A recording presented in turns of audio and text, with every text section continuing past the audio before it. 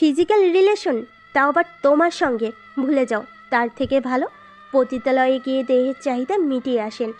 ছি, লজ্জা করে না তোমার এসব কথা নিজে স্বামীকে বলতে? লজ্জা হয়তো তোমার করা উচিত স্বামী বলে পরিচয় দিতে। বেকার অপদার্থ ছেলের সঙ্গে বিয়ে দিয়ে বাবা আমার লাইফটাই নষ্ট করে দিয়েছে। মিথিলাকে দেখো, ওর বর কত বড় একটা চাকরি করে, আর তুমি নিজেই বাপের টাকায় চলো। চাকরির জন্য তো অ্যাপ্লাই করছি, দেখবে একদিন সব ঠিক হয়ে যাবে। চাকরি, তাও আবার তোমার? এ জন্মে না। আর আমি বাবাকে বলে দিয়েছি তোমার সঙ্গে থাকা আমার পক্ষে সম্ভব না। কি বললে তুমি? যেটা বললাম শুনতে পাওনি? ঠিক তখনই তানিশার বাবার ফোন। হ্যালো। দেখো বাবা সাহিদ, তুমি তো জানোই তানিশা তোমার সঙ্গে তানিশা কোনো মতে থাকতে চাচ্ছে না। আর তোমাদের বিয়ের 11 মাস হয়ে গেছে, এখন তোমাদের মাঝে সংসার কি সেটাই তো শুরু করা হয়নি। আমি জাস্ট এটাটুকুই বলবো, তুমি যদি তানিশার সঙ্গে সব কিছু মিটমাট করে নিতে পারো তাহলে তো ভালোই হয়, না হলে তানিশাকে তোমাকে ডিভোর্স দিতে হবে। বলে ফোনটা কেটে দিল। এবার হাজারবার বোঝানোর চেষ্টা করলাম, কিন্তু কিছুতেই বোঝাতে পারলাম না। ঘুরে ফিরে সেই একই জায়গায়, তুমি তো বেকার। আজ তানিশাকে ডিভোর্স দিতে যাচ্ছি। তানিশা আরেকবার ভেবে বলো না। অনেকবার ভাবছি, কিন্তু তোর সঙ্গে থাকা আমার পক্ষে সম্ভব না। ওকে ঠিক আছে, যখন এত বোঝানোর পরেও বোঝাতে পারলাম না, তখন কলিজাটা কেটে দেখালেও বিশ্বাস করবে না। অতপর ডিভোর্স পেপারে সাইন করে, ডিভোর্স চেয়েছিলে না, এ নাও, আমার থেকে বেটার কাউকে পাবে, কিন্তু তার মাঝে আমাকে পাবে না। আর হ্যাঁ, তুমি আমাকে টাকার জন্য ছেড়ে যাচ্ছ না? একদিন তোমার সামনে এ শহরে সব থেকে বড় ধনী হয়ে তারপর তোমার সামনে যাব। হ্যাঁ, দেখা যাবে, শুধু বড় বড় কথাই কাজে করে দেখাও। ঠিক আছে বলেই চলে আসলাম। 1 বছর পর। বাবা 5,000 টাকা দাও। এত টাকা দিয়ে হবে? পার্লারে যাব, রাতের বেলা তো আংটি পরতে আসবে না ছেলেপক্ষ। আজ আমার এঙ্গেজড, ছেলে ব্যাংকের ম্যানেজার, মাসে 50+ স্যালারি পাই। যাই হোক, এবার গল্পে আসা যাক। রাতের বেলা ছেলেপক্ষ এসে আংটি পরিয়ে গেল। বিয়ের তারিখ ঠিক হলো সামনের মাসের 1 তারিখ। অবশ্য আমার ছেলেটাকে অনেক ভালো লেগেছে। তারপরের দিন হঠাৎ একটা আননোন নাম্বার থেকে কল আসলো। হ্যালো।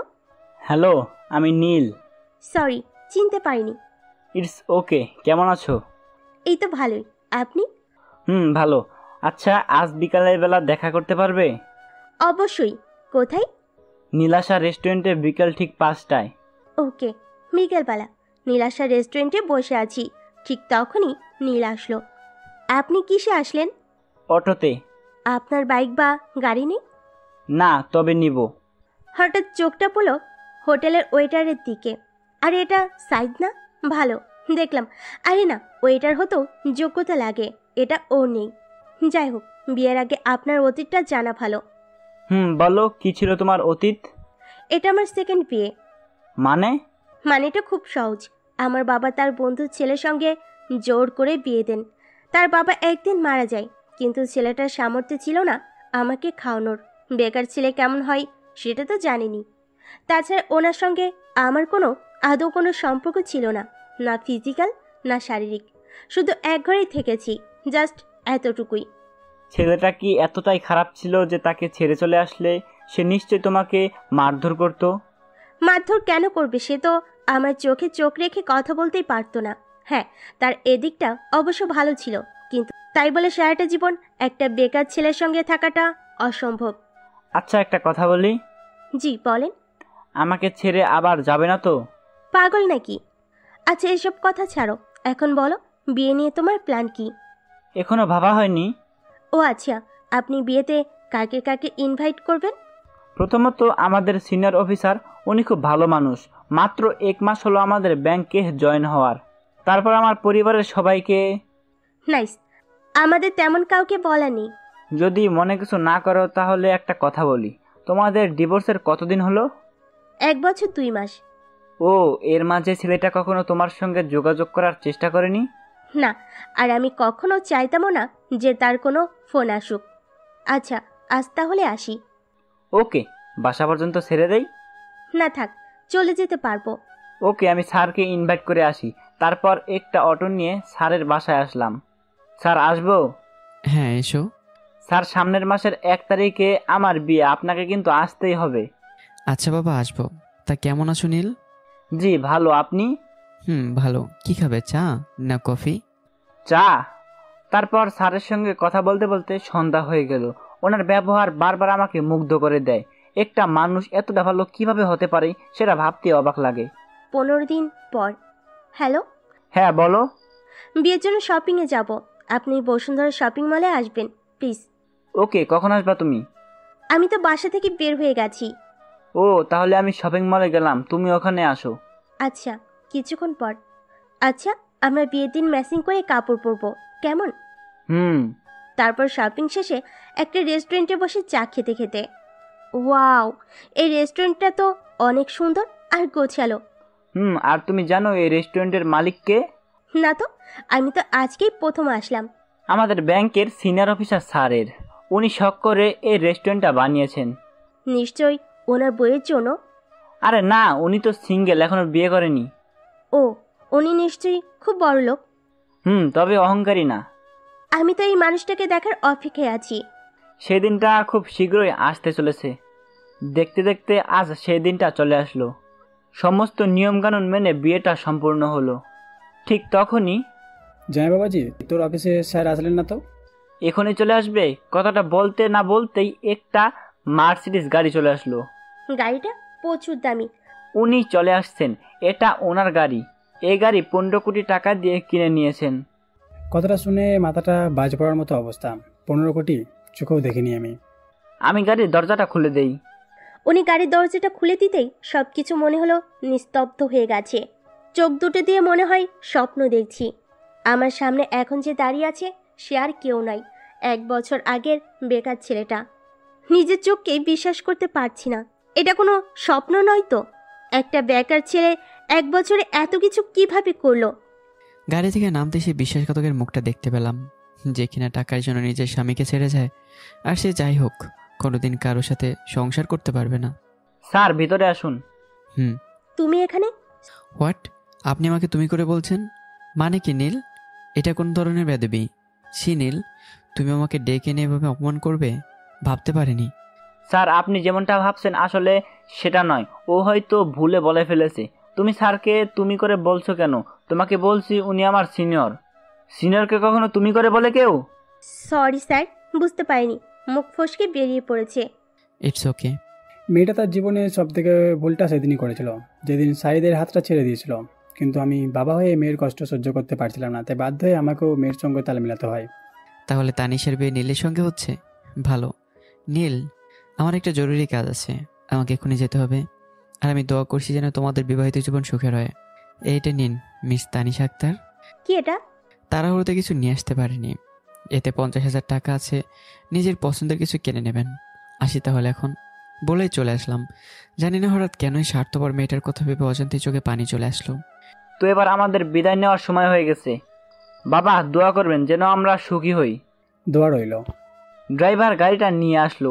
তারপর আমরা দুজনে গাড়িতে বসে পড়লাম। গাড়িতে বসে সে কেন হঠাৎ করে আমার জীবনে আসলো? সে কয়েক মিনিটে আমার জীবনটা কেন ভেঙে টুকরো টুকরো করে দিল? কিছুক্ষণ পর বাড়িতে এসে মা তানিশাকে রুমে নিয়ে গেল, আর আমি সকল বন্ধুদের বিদায় দিতে গেলাম। সবকিছু শেষে অবশেষে সেই সময়টা চলে আসলো, যেটার জন্য সবাই অপেক্ষা করে, মানে ফুলসজ্জার রাত। রুমের দরজাটা বন্ধ করে বিছানায় গিয়ে বসলাম। কেন জানি না বুকের মাঝে একটা ভয় কাজ করছে। তবুও সাহস করে তানিশার হাতটা ধরে, তোমাকে খুব সুন্দর লাগছে আজ বলে কপালে একটা চুমু রেখে দিলাম। এখন ওসব না, আজ ভীষণ ক্লান্ত। এই রাতের জন্য এত অপেক্ষা, এটা আমার জীবনের প্রথম রাত। তোমার প্রথম, আমার দ্বিতীয়বার তো। যেটা প্রত্যেক স্বামী স্ত্রীর মাঝে হয় সেটাই হবে, ওটা বলছিলাম আর কি। ও, তার মানে এখন আমার শরীরটাকে ভোগ করতে চাও? এই নাও, তাহলে ভোগ করো, শাড়ির আঁচলটা ফেলে দিয়ে। কি করছো এসব? আর এখন আমি তোমার স্বামী, আমার সম্পূর্ণ অধিকার আছে তোমার শরীরের উপর। তাই তো বলছি, দেরি করছো কেন? নিজের ক্ষুধা মেটাও। ছি তানিশা, তোমার নেচারটা এত খারাপ সেটা জানা ছিল না। জানলে কি করতেন? বিয়ে করতেন না, এটাই তো। সব কিছুর একটা লিমিট আছে তানিশা, অতিরিক্ত বলে ফেলছো। তাই রাগটা কন্ট্রোল করতে না পেরে ঠাস করে একটা থাপ্পড় বসিয়ে দিলাম। তোমার শরীরের উপর কোনো লোভ নেই আমার। তোমার কি অন্যান্য মেয়েদের তুলনায় কিছু বেশি আছে নাকি? যত সব। এখানে নিজের পরিচয় বেকার, তেমন ভালো কাপড় নিয়ে আসিনি। এই গ্রামে একটা চালের করে 1 মাসের জন্য ভাড়া নিয়েছি। রাত 8টা, ঘরে ঢোকার সময় হঠাৎ একটা মেয়ের সঙ্গে দেখা খেলাম। দেখে চলতে পারিস না? মোর যদি কিছু হয়ে যেত, মুই কিন্তু তোকে ছাড়তাম না। মেয়েটার দিকে তাকাতে ক্রাশ খাওয়ার মতো অবস্থা। এত সুন্দর একটা মেয়ে, তাও আবার গ্রামে, বিশ্বাসই হচ্ছে না। কে রে তুই? এই গ্রামে আগে তো দেখুনি।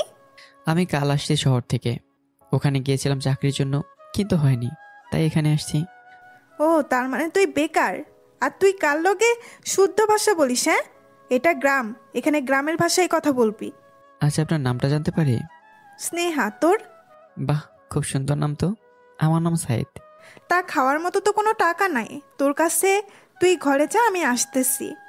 মেয়েটা কিছু বলতে না দিয়ে চলে গেল। আমি ঘরে ঢুকে লাইটটা অফ করে শুয়েছিলাম, ঠিক তখনই মেয়েটা চলে আসলো।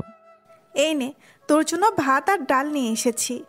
আমি তো একটু আগেই খেলাম, কিন্তু মেয়েটা যখন নিজে নিজে এসেছে, তাই আর না করতে পারলাম না। খাবারটা মুখে দিতেই, কি হলো? ওয়াও, ডালটা অনেক সুন্দর রান্না হয়েছে। আচ্ছা, রান্নাটা কি করেছে? কে আবার? আমি? ও, এত সুন্দর রান্না করতে পারো, সেটা আগে জানতাম না তো। জানবি কিভাবে? আগে কখনো তো এখানে আসিসনি। সেটাও তো। তুই কতদিন এখানে থাকবি? আর 28 দিন। ও আচ্ছা, এই 28 দিন আমি তোকে রোজ এসে খাবার দিয়ে যাব। তোর কাছে তো আবার টাকা নেই। সত্যি, কিন্তু এই ঋণ আমি কিভাবে পরিশোধ করবো? হ্যাঁ, 28 দিন পর আমি তোর থেকে একটা জিনিস চাইবো, সেটা তুই আমাকে দিবি। কি আবার চাইবে? শাড়ি না হলে আলাদা কিছু? আচ্ছা, যাই চাইবে তাই কিনে দেবো। এখন আমি আসি তাহলে, কাল সকালে আবার আসবো। আচ্ছা। মেয়েটার কণ্ঠটা কিন্তু খুব সুন্দর, কিন্তু কথাগুলো একটু গুছিয়ে বলতে পারে না। কখনো তুই, আবার কখনো তোর। আসলে গ্রামের মানুষের ভাষা এমনই হয়, সব কিছু মিক্স। লাইট অফ করে শুয়ে পড়লাম। সকালবেলা পাখির কোলাহলে ঘুম ভাঙলো। বিছানা থেকে উঠেই জেনে বেরিয়ে আসলাম, তখনই প্রকৃতির অপরূপ সৌন্দর্য দেখতে পেলাম। এরকম দৃশ্য শহরে মোটেও দেখা মেলে না। ঠিক তখনই মেয়েটা। কি করছিস হ্যাঁ এখানে দাঁড়িয়ে? প্রকৃতির রূপ দেখছিলাম। ও, তোর জন্য খাবার নিয়ে আসছি, পান্তা আর মরিচের ভর্তা। কি, এগুলো মানুষ খায়? তো কে খায়? এগুলাই গ্রামের মানুষের সকালবেলার খাবার। আমি খেতে পারবো না। না খেলে সারাদিন না খেয়েই থাকতে হবে। খেতে তো মন চাইছিল না, কিন্তু মেয়েটা জোর করে খেয়ে দিল। দেখতে দেখতে 10 দিন চলে গেল। মেয়েটার সঙ্গে সম্পর্কটা অনেকটাই খোলামেলা হয়ে গেছে। কি রে, এভাবে শুয়ে আছিস কেন? মাথা ব্যথা করছে। কই দেখি। কথাটা বলতে না বলতে মাথা চাপতে শুরু করে দিল। আরে আরে, এটা কি করছো তুমি? চুপচাপ শুয়ে থাক, একটাও কথা বলবি না। কেন যে মেয়েটার উপর একটা কথা বলতে পারি না, আল্লাহ জানে। এক প্রকার কড়া শাসনে রেখেছে আমাকে। দেখতে দেখতে আরও 27 দিন কেটে গেল। পাড়াতে বসে ভাবছিলাম, আজ মেয়েটাকে মনের কথা বলবো। কেন নেই, কয়েকদিনে মেয়েটাকে এতই ভালোবেসে ফেলেছি যে সেটা বলে বোঝাতে পারবো না। ঠিক তখনই মেয়েটা আসলো। আরে, তোমার মুখটা এমন দেখাচ্ছে কেন? কাল আমার বিয়ে। হঠাৎ? বাবা আমাকে কিছু না বলেই সব কিছু করে ফেলেছে। আজকের পর আর দেখা হবে না রে। কিছু বলতে যাবো, তার আগে মেয়েটা কাঁদতে কাঁদতে দৌড়ে চলে গেল। মেয়েটার কথা শুনে এতটাই কষ্ট লেগেছে, যেটা তানিশাকে ডিভোর্স দিয়েও লাগেনি। কেন? যাকে ভালোবাসি সে হারিয়ে যায় আমার কাছ থেকে। কেন কাল আমাকে চলে যেতে হবে? আর কালের মেয়েটার বিয়ে, নিজের মধ্যেই নিজের ফিলিংসগুলো মাটি চাপা দিয়ে রাখতে হচ্ছে। বাবা, আমি বিয়েটা করব না। কেন? আমি অন্য একজনকে ভালোবাসি, তাকে ছাড়া আলাদা কারো কথা ভাবতে পারছি না। ছেলে কি করে? কিছু না, শহরে চাকরির জন্য গেছিল কিন্তু হয়নি। বাবা, একটাবার আমার কথা ভাবো না। আমি এই ছেলের সঙ্গে সুখী থাকতে পারবো না। সেটা তোর ইচ্ছে। এসব বাচ্চামি বাদ দিয়ে চুপচাপ ঘরে গিয়ে রেডি হয় নে, এখনই তারা হলুদ দিতে আসবে। ভেবেছিলাম কালকে যাব, কিন্তু কাল স্নেহার বিয়ে, এটা আমি নিজের চোখে দেখতে পারবো না। তাই আজই আমি চলে যাচ্ছি এই গ্রাম ছেড়ে শহরে। কাপড় চোপড় প্যাক করে চেনা বের হবে, ঠিক তখনই পেছন থেকে কেউ শক্ত করে জড়িয়ে ধরলো। আমাকে তুই নিয়ে যা তোর সঙ্গে। আমি এই বিয়েটা করতে পারবো না, কারণ আমি তোকে অনেক বেশি ভালোবেসে ফেলেছি। কথাটা শুনে নিজের কানকে বিশ্বাস করতে পারছি না। তবু একটা জিনিস মাথায় কাজ করছিল, সত্যি কি মেয়েটা আমাকে ভালোবাসে? সেটা প্রমাণ করতেই আমি তো বেকার। আমার সঙ্গে গেলে কি খাবো তোমাকে? না খেয়ে মরে যাব, তবুও তোমার সাথে নিয়ে যাও। এখানে থাকলে ওরা আমাকে জোর করে বিয়ে দিয়ে দিবে। সত্যি এতটা ভালোবাসে আমাকে? আচ্ছা, আমি একটা জিনিস চাইবো, বলেছিলাম না? আজ সেটা চাইছি, দিবেন সেটা আমাকে? বলো, আমার পক্ষে সম্ভব হলে অবশ্যই দেব। বিয়ে করতে চাই আপনাকে। না মানে মানে একটাই জিনিস চাইছি, সেটাই দিবেন না? কিন্তু তোমার ফ্যামিলি আমাকে তো মেনে নেবে না। তারা মানলো কি মানলো না, তাতে আমার কিচ্ছু যায় আসে না। চল না, আজ রাতেই গ্রাম ছেড়ে শহরে চলে যাই, না হলে কাল বাবা জোর করে বিয়ে দিয়ে দিবে। আচ্ছা, এভাবে কাউকে না বলে মেয়েটাকে নিয়ে পালানো ঠিক হবে? কি ভাবছিস হ্যাঁ? না মানে মানে তুমি কি আবেগের বশে পালাচ্ছ, নাকি ছেলেটা পছন্দ নয় তাই? ভালোবাসি তোকে, তাই তোকে ছাড়া আর কারো কথা ভাবতে পারছি না। আর হ্যাঁ, তুই যেদিন প্রথম এই গ্রামে এসেছিলি সেই দিন তোকে ভালো লেগেছিল। ও, তাহলে তো আর কোনো উপায় দেখতে পারছি না। শহরে গিয়ে কিন্তু না খেয়ে থাকতে হবে। থাকতে হলে থাকবো। আচ্ছা চলো তাহলে। ব্যাগ হাতে নিয়ে শহরের উদ্দেশ্যে বেরিয়ে পড়লাম। গ্রাম থেকে একটু দূরে বাস স্ট্যান্ড, সেখানে গিয়ে দাঁড়িয়ে বাসের জন্য অপেক্ষা করতে লাগলাম। এখান থেকে শহরে যেতে কত টাকা লাগবে? 500 করে দুজনের 1000 টাকা লাগবে। হয়ে যাবে। কি হয়ে যাবে? না মানে মানে আমি না আসার সময় বাবার পকেট থেকে 2000 টাকা নিয়ে এসেছি। আমি জানতাম তোর কাছে টাকা নেই। হায় আল্লাহ, এটা কোন মেয়ে আমার কপালে জুটলো যে আমার সম্পর্কে কিছু জানেই না, আবার বেকার উপাধি দিয়ে দিল। কিছুক্ষণ পর বাস আসলো। যাক, এবার সব চিন্তা শেষ হয়ে গেল। হয়তোবা। বাসে উঠে দুজনে পাশাপাশি বসে বললাম। আচ্ছা একটা কথা বলি। বলো। থাক, এখন বলবো না, অন্য কোনো সময়। তারপর আর কি, সারা রাত জার্নি করে সকালবেলা শহরে পৌঁছে গেলাম। সারা রাত না ঘুমাতে পেরে মাথাটা কেমন জানি করছে। আচ্ছা, এখান থেকে এখন কোথায় যাবি? এটাই গ্রাম না শহর, তাই আমি তুমি ভাষা ছাড়ো আর শুদ্ধ ভাষা বলো প্লিজ, না হলে লোকজন কি বলবে। আচ্ছা ঠিক আছে। ফোনটা বের করে ড্রাইভারকে ফোন করলাম। স্যার বলুন। বাস স্ট্যান্ডে চলে আসো তাড়াতাড়ি। জি স্যার। আমার সাথে সাথে আসো, না হলে আবার হারিয়ে যাবে। আমি মনে হয় ছোট্ট বাচ্চা যে হারিয়ে যাব। তারপর ওর পিছু যেতে লাগলাম। বাস স্ট্যান্ডের পাশে সবচেয়ে বড় হোটেলে যেতে না যেতেই। স্যার আপনি? তা কেমন আছো? স্যার ভালো। একটু পর কথা বলি, খুব ক্লান্ত। ঠিক আছে স্যার, পরে কথা হবে। লোকটা ওকে স্যার করে বলছে কেন? পাগল হয়ে গেল নাকি? ওখানে দাঁড়িয়ে কি করছো? ভেতরে আসো।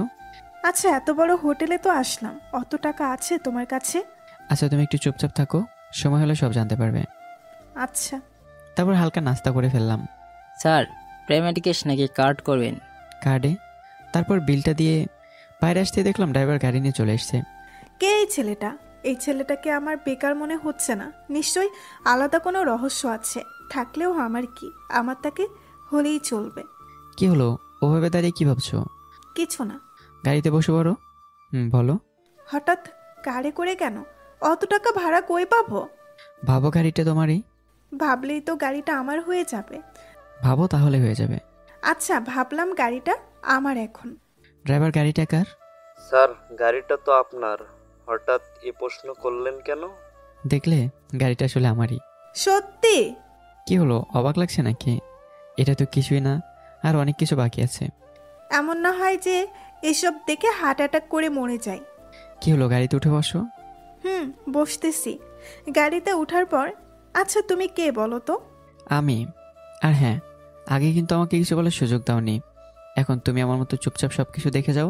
আরেকটা কথা বলে রাখি, আমার যা কিছু আছে সেগুলো সব তোমারই। একটা গাড়ি আছে তাও এত ভাব? কিছুক্ষণ পর বাসায় চলে আসলাম। গাড়ি থেকে নামতেই। আমার জীবনে এত বড় বাড়ি দেখিনি। আর এত সুন্দর বাড়িটা কার? আর আমরা এখানেই বা আসলাম কেন? আচ্ছা এটা কোথায় আসলাম আমরা? তোমার বাড়িতে। মানে? হে, বাড়িটাও আমার। না, এবার সিরিয়াস হার্ট অ্যাটাক হবে। ভেতরে চলো। একটু যেতে না যেতে হঠাৎ মেয়েটা শক্ত করে জড়িয়ে ধরলো। কি হলো? আচ্ছা তোমার বাবা মা আমাকে মেনে নিবে নাকি তাড়িয়ে দিবে? আমার এসবের কিছুই চাই না। না চাই গাড়ি, না চাই এত বড় বাসা। আমার তোমাকে হলেই চলবে। আর আমি এটা তো বুঝতে পেরেছি যে তুমি সাধারণ কেউ নয়। বুঝতে যখন পারছো তখন কথা না বলে ভিতরে চলো। আর হ্যাঁ, আমার বাবা মা কেউ বেঁচে নেই। কথাটা শুনে খুব খারাপ লাগলো। তাদের বিষয়ে না জেনে কথাটা বলা ঠিক হয়নি। ভেতরে আসো। ভেতরে যেতেই যা দেখলাম তা আমি কখনো কল্পনাও করতে পারিনি। এটা সত্যি স্বপ্নের মতো মনে হচ্ছে। বাড়িটা বাইরে থেকে যতটা দেখতে সুন্দর তার থেকেও বেশি সুন্দর বাড়ির ভেতরটা। কি হলো, এমনভাবে কি দেখছো? এত সুন্দর বাসায় আপনি একা থাকতেন? তবে একলা বলতে গেলে ভুল হবে। আমার বাসায় তো রান্না করার কাজের আন্টিটা থাকে এবং গাড়ির ড্রাইভারও থাকে। আপনি কি করেন সেটা কিন্তু এখনো বলেননি। বলবো, আগে ফ্রেশ হয়ে কাপড় চোপড় চেঞ্জ করে সব বলবো। আচ্ছা কিন্তু টিউবওয়েলটা কোথায়? এখানে আবার টিউবওয়েল কোত্থেকে আসবে? তাহলে কোথায় ফ্রেশ হব? আমার রুমের সাথে অ্যাটাচ বাথরুম আছে সেখানে। আচ্ছা। তারপর উনি ওনার রুমটা দেখিয়ে দিলেন। ওয়াও, ওনার রুমটা কত সুন্দর আর কত গোছালো। বাথরুমে তো আসলাম, কিন্তু পানি কোথায়? তাই বাথরুম থেকে পানি কোথায়? আমি রুমে ছিলাম, তাই সব কথা স্পষ্ট বুঝতে পারছি। উপরে যে 3টা গোল স্টিলের ঢাকনার মতো আছে, ওখানকার প্রথম একটা ঘোরাও। ওনার কথা মতো উপরটা ঘুরাতেই ঝরঝর করে পানি পড়তে লাগলো। এটা বুঝতে পারছি না পানিটা আসতেছে কোথা থেকে। তারপর ফ্রেশ হয়ে যেই বাথরুম থেকে বের হলাম, ঠিক তখনই এই ড্রেসটা পরো। ড্রেসটা হাতে নিতেই ওমা, এত সুন্দর শাড়ি আগে কোনো দিন দেখিনি। আজকের পর এটা কে?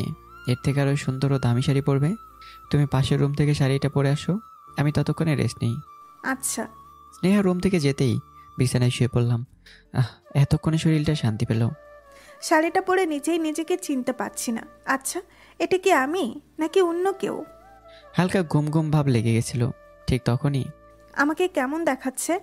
স্নেহার দিকে তাকাতেই কলিজাটা ঠান্ডা হয়ে গেল। কত সুন্দর লাগতেছে তাকে। অনেক সুন্দর লাগতেছে। এখানে বসো, তোমাকে অনেক কিছু বলার আছে। বলেন। তুমি পড়াশোনা করছো? ক্লাস 10 পর্যন্ত, তারপর পড়াশোনা করার সুযোগ হয়নি। তুমি হয়তো আমার অতীত সম্পর্কে কিছুই জানো না, কি আমি, কি আমার পরিচয়। তাহলে শোনো, 15 মাস আগে বাবার ইচ্ছেতে তার বন্ধুর মেয়ের সঙ্গে আমার বিয়ে দেন। আমি তখন বিয়ে করতে মোটেও প্রস্তুত ছিলাম না, কেননা আমি তখন সম্পূর্ণ বেকার ছিলাম। বাবার টাকায় চলতাম। কিন্তু বিয়ের কয়েকদিন পরেই বাবা হার্ট অ্যাটাক করে মারা যান। বাবা মারা যাওয়ার পর থেকে আমার বউটা রোজ রাতে ঝগড়া করতো, কিন্তু আমি চুপচাপ সহ্য করে নিতাম, কারণ তাকে ভালোবেসে ফেলেছিলাম। কিন্তু তার অত্যাচার দিন দিন বেড়েই গেল। একসময় তার মাঝে ডিভোর্সের কথা ওঠে। আমার মনটা বিন্দুমাত্র চাইতো না যে তাকে ডিভোর্স দেই, কিন্তু হাজার বুঝেও কোনো লাভ হয়নি। শেষ পর্যন্ত ডিভোর্স হয়ে গেল। ডিভোর্সের পর ঠিকমতো খাওয়া দাওয়াই ছেড়ে দিয়েছিলাম। তারপর হঠাৎ একটা লেটার আসে, যেটা আমার পুরো জীবনটাকে বদলে দেয়। ডিভোর্সের ঠিক 3 মাস আগে ব্যাংকের সিনিয়র অফিসারের জন্য আবেদন করেছিলাম। সেটার রেজাল্ট আসলো, চাকরি হয়ে গেছে আমার।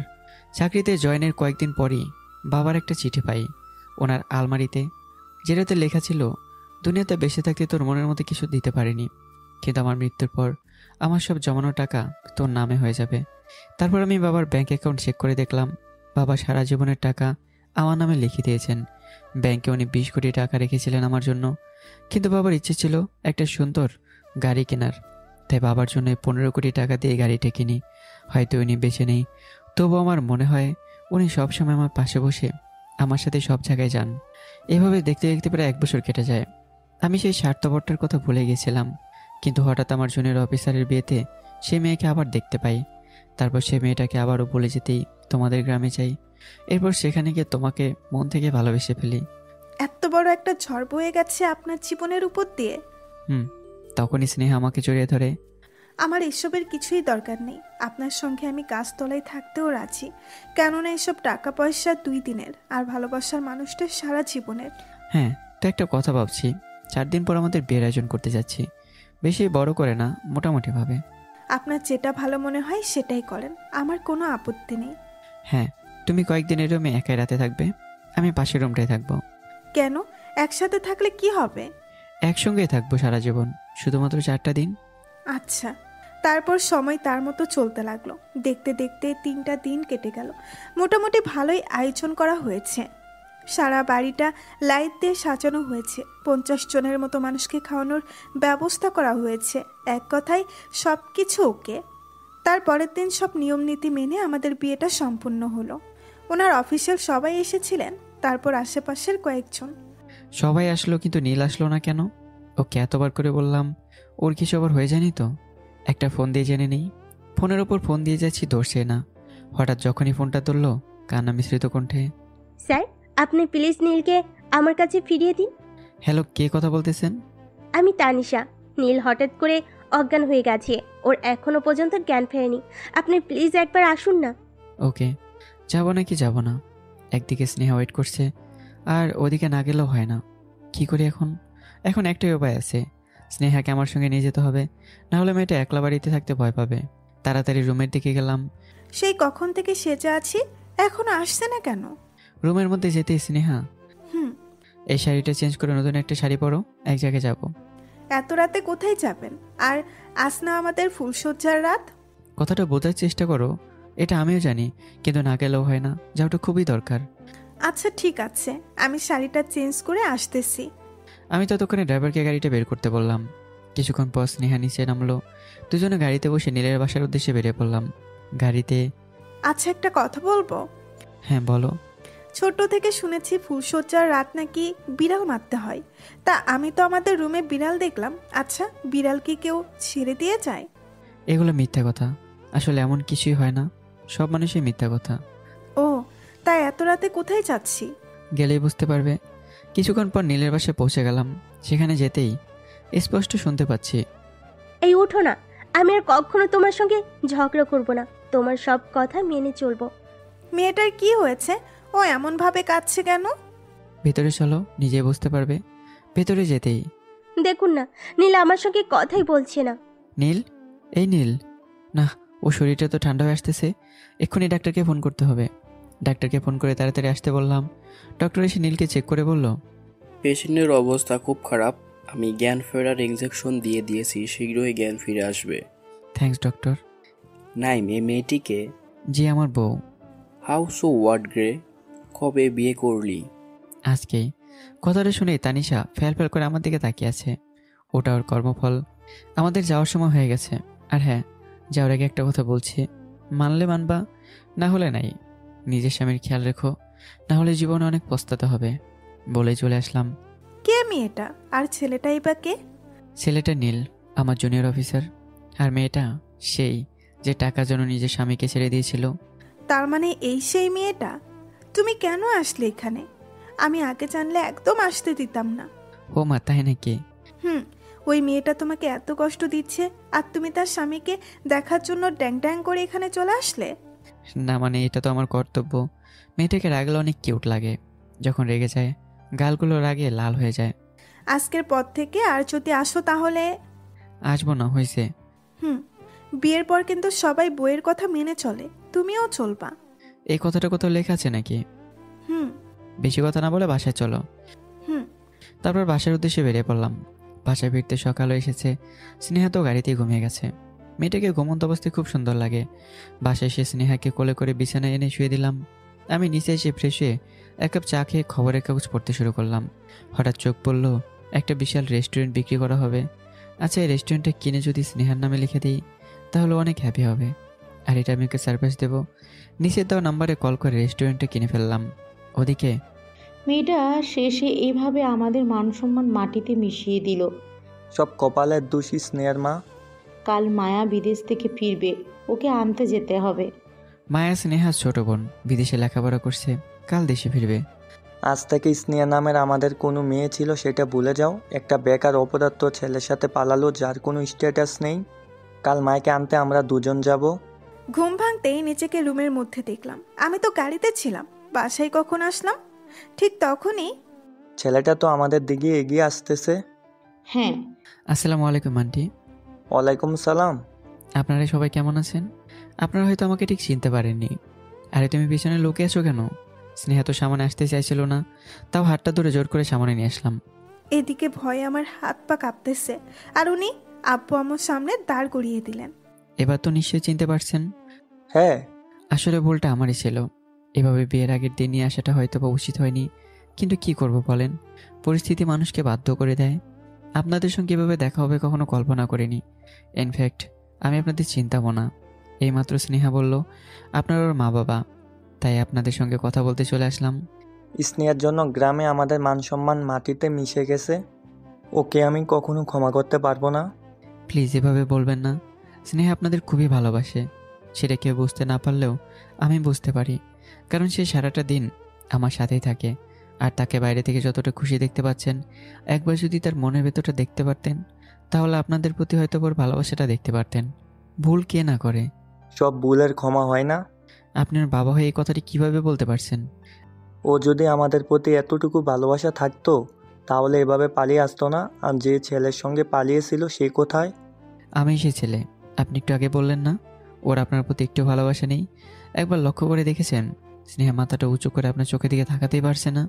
কেন পারছে না সেটা জানেন? কারণ রেসপেক্ট করে আপনাদের। দেখো বাবা, আমাদের দুটো মেয়ে ছিল, কিন্তু এখন আর দুটো মেয়ে নেই, আমাদের একটাই মেয়ে মায়া। ও, তার মানে ক্ষমা করবেন না? না, কোনো দিনও না। আচ্ছা, আপনাদের যা ভালো মনে হয় তাই করেন, কিন্তু একটা কথা বলতেছি, খারাপ লাগলো এটা বাস্তব যে স্নেহা আপনাদের মেয়ে ছিল আর মৃত্যুর আগ পর্যন্তই থাকবে। চলো এখান থেকে। হাতটা ধরে বাইরে নিয়ে আসলাম। মায়াকে কতদিন পর দেখলাম, খুব ইচ্ছে করছিল একবার জড়িয়ে ধরতে, কিন্তু তারা আমাকে এতটা ঘৃণা করে কথাটা ভাবতেই চোখ দিয়ে পানি পড়তে শুরু করলো। তুমি কাঁদতেছো কেন? হ্যাঁ, আমি তো আছি নাকি? পাগল মেয়ে একটা, এভাবে কাঁদলে মানুষ কি ভাববে? যা ইচ্ছে ভাবুক। বাসায় চলো, এখানে থাকলে তুমি আরো সিন ক্রিয়েট করবা। তোমরা আমাকে মিথ্যে কথা কেন বলছো যে স্নেহা আপুর শরীর খারাপ? তোমাকে আমরা এই কথাটা জানতে দিতে চাইনি। জানতে দিতে চাওনি, এখন তো জেনে গেলাম নাকি? আর মা, সত্যি কখনো চাপা থাকে না। আর আপু, ভুলটা কি ছিল যে তোমরা তাকে এভাবে অপমান করলে? হয়তো আবেগের বশে ভুল করে ফেলেছে, কিন্তু দেখলে তো ওর হাজবেন্ড কতভাবে বোঝানোর চেষ্টা করলো, তোমরাও তো বোঝালে না। নিজের জীবন সাথী নিজের মতো চাওয়া কি ভুল? দেখো, তোমার এই মেয়েও স্নেহার মতো হয়ে গেছে। বাবা, কিন্তু সেটা সত্যি, সেটাই বলতেছি। ছেলেরা মাঝে কি এমন খারাপ দেখলে যে তাকে ক্ষমা করতে পারে না? দেখতে কত হ্যান্ডসাম, কোনো প্রকার নেশা করে না, তার উপর ব্যাংকের সিনিয়র অফিসার। আর এই কি লাগে? সে কথা আমাদের সে বলেছিল। হয়তো সে এসব জানতো না, তার প্রতি দুর্বল ছিল। হায় রে ভালোবাসা, বিয়ের আগে বললো ছেলেটা বেকার। কোন বাবা চাইবে বেকার ছেলের সঙ্গে নিজের মেয়ের বিয়ে দিতে? এই যে বাবা, তুমি যে বললে ছেলেটা বেকার, আসলে কি মানুষ টাকার অহংকার করে না যে আমি এত বড় লোক? আর স্নেহা আপু কিন্তু ওই বেকার রূপকেই ভালোবেসেছিল, সেও জানতো না ছেলেটা এত বড় লোক। তো এখন তোমাদের কাছে আমার একটাই রিকোয়েস্ট, তোমরা আপুকে মাফ করে দাও। বাসায় এসেই আয়না একবার মুখটা দেখো, কান্না করে চোখগুলো ফুলাই দিছো। এরকম করলে আর কোথায় নিয়ে যাব না। যাও, রুমে গিয়ে শুয়ে পড়ো, ঘুমালে কষ্টগুলো নিজে থেকে মুছে যাবে। একা ঘুম ধরবে না, আপনিও আসেন। আচ্ছা, আমি যাচ্ছি, তুমি গিয়ে চেঞ্জ করে শুয়ে পড়ো, আমি ফ্রেশ হয়ে আসছি। আচ্ছা। আমি ফ্রেশ হয়ে চেঞ্জ করে নিলাম, তারপর রুমে আসলাম। তুমি এখনো শোনি? আপনি আসলেন, এখন শুভ। তুমি পারো বটে। তারপর আমি কি বিছানায় শুয়ে পড়লাম, আর পাশে সে স্নেহ শুয়ে পড়লো। একটা কথা বলবো? হ্যাঁ, বলো। আচ্ছা, পৃথিবীতে আরো সুন্দর মেয়ে আছে, তাদের আপনাকে ভালো লাগে না? না, আমার একমাত্র তোমাকে সুন্দর লাগে। কেন? কেন না, কেউ সুন্দর হয় না। তুমি যাকে যতটা বেশি ভালোবাসবে তাকে তো সুন্দর মনে হবে। এই কথাটা আমিও বিশ্বাস করি। এখন কথা না বলে ঘুমাও। স্নেহাকে জড়িয়ে ধরলাম। এইভাবেই ভালোবাসবেন তো আমায়? সারাটা জীবন। তারপর স্নেহাকে জড়িয়ে ধরে কখন ঘুমিয়ে পড়লাম নিজেও জানি না। যখন ঘুমটা ভাঙলো তখন দেখলাম স্নেহা আমার বুকের ওপর শুয়ে আছে।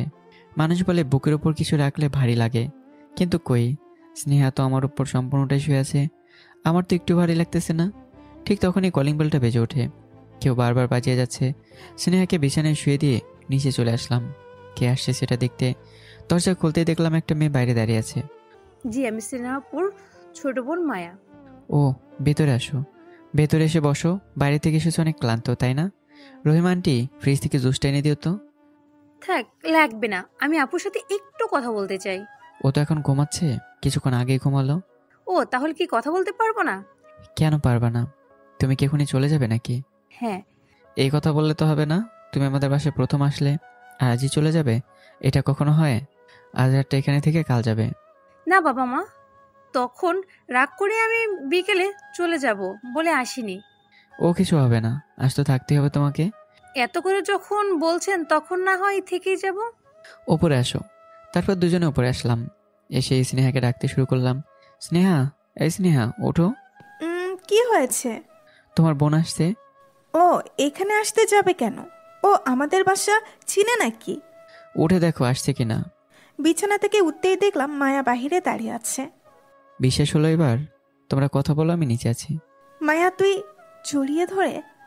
তুই খুব মিস করতেছিলাম রে। এখানে কখন আসলি? আর বাবা মা কি জানে তুই এখানে আসছিস? আর আজকে আমি তোর সাথেই থাকবো। সত্যি? বিছানায় বস। দুলাভাইকে তোকে অনেক ভালোবাসে না? নিচের থেকেও। সে দেখলেই বোঝা যায়। তুই তো অনেক বড় হয়ে গেছিস। আপু, তুইও না। বল, কি খাবি? কিছু না, চুপ করে বসে এখানে। বারে, তুই আমার বাসায় এসেছিস কিন্তু খাবি না? পরে খাবো, এখন একটু গল্প করি। আমি নিচে বসে পেপার পড়ছিলাম, তখন একটা জরুরি কাজ মনে পড়ে গেল। স্নেহা আমাকে ডাকতেছে, দাঁড়া শুনে আসি। কি বলেন? আমি বাইরে যাচ্ছি, কিছুক্ষণ পর আসবো। আচ্ছা ঠিক মতো যাবেন, আর আপনি না খেয়ে যাবেন? বাইরে খেয়ে নেব বলেই চলে আসলাম। হ্যাঁ রে, তুই তোর বরকে আপনি করে বলতেছিস কেন? আপনি বলবো না তো কি বলবো? তুমি করে বলবা। আচ্ছা একটা কথা জিজ্ঞেস করব, সত্যি করে বলবি এটা কি সত্যি কিনা? বল। মায়ার কথা শুনে নিজের কানকে বিশ্বাস করতে পারছি না। আপু, কথাটা তোকে কিভাবে বলবো বুঝতে পারছি না। যেভাবে সবাই বলে সেভাবেই বল। আসলে আপু, আমি যেভাবে থাকতাম তার পাশের পাশের ছেলের সঙ্গে আমার 7 বছরের রিলেশন, এখন সে আমাকে বিয়ে করতে চাচ্ছে, কিন্তু আব্বু আম্মু কিভাবে কথাটা বলবো বুঝতে পারছি না। শেষে তুইও ভালোবেসে ফেললি? হুম। দেখ মায়া, আমার জন্য এমনিতে তাদের মান সম্মান ধুলোই মিশে গেছে। এখন তুইও যদি আমার মতো একই রাস্তা নির্ণয় করিস তাহলে তারা গ্রামের মানুষকে মুখ দেখাবে কিভাবে? তাহলে আপু, কাউকে ভালোবাসাটা কি অপরাধ? না মানে আমি সেটা বলতে চাইনি। তুই বাবাকে ঠান্ডা মাথায় বুঝিয়ে বলবি, দেখবি তারা নিজের থেকেও ওই ছেলেটার সঙ্গে তোর বিয়ে দিবে। আর হুট করে কোনো সিদ্ধান্ত নিয়ে নিস না, তখন পরে পস্তাতে হবে। আচ্ছা, তারা যদি না মেনে নেয় তাহলে আমাকেও তোর মতো পালিয়ে বিয়ে করতে হবে? এসব কথা পরে হবে, আগে কিছু খা, তারপর এসব কথা হবে। আপু, আমার খিদে লাগেনি তো। বললেই হবে। আয় আমার সঙ্গে। জোর করে নিচে নিয়ে এসে ফ্রিজ থেকে আইসক্রিম বের করে দিয়ে এই নে খা। আপু তুইও না, আমি কি ছোট বাচ্চা নাকি যে আইসক্রিম দিচ্ছি? আর নিবি? ফ্রিজে অনেকগুলো রাখা আছে। এত আইসক্রিম কার জন্য ফ্রিজে রাখছিস? এগুলো উনি নিয়ে আসতেন আমার জন্য।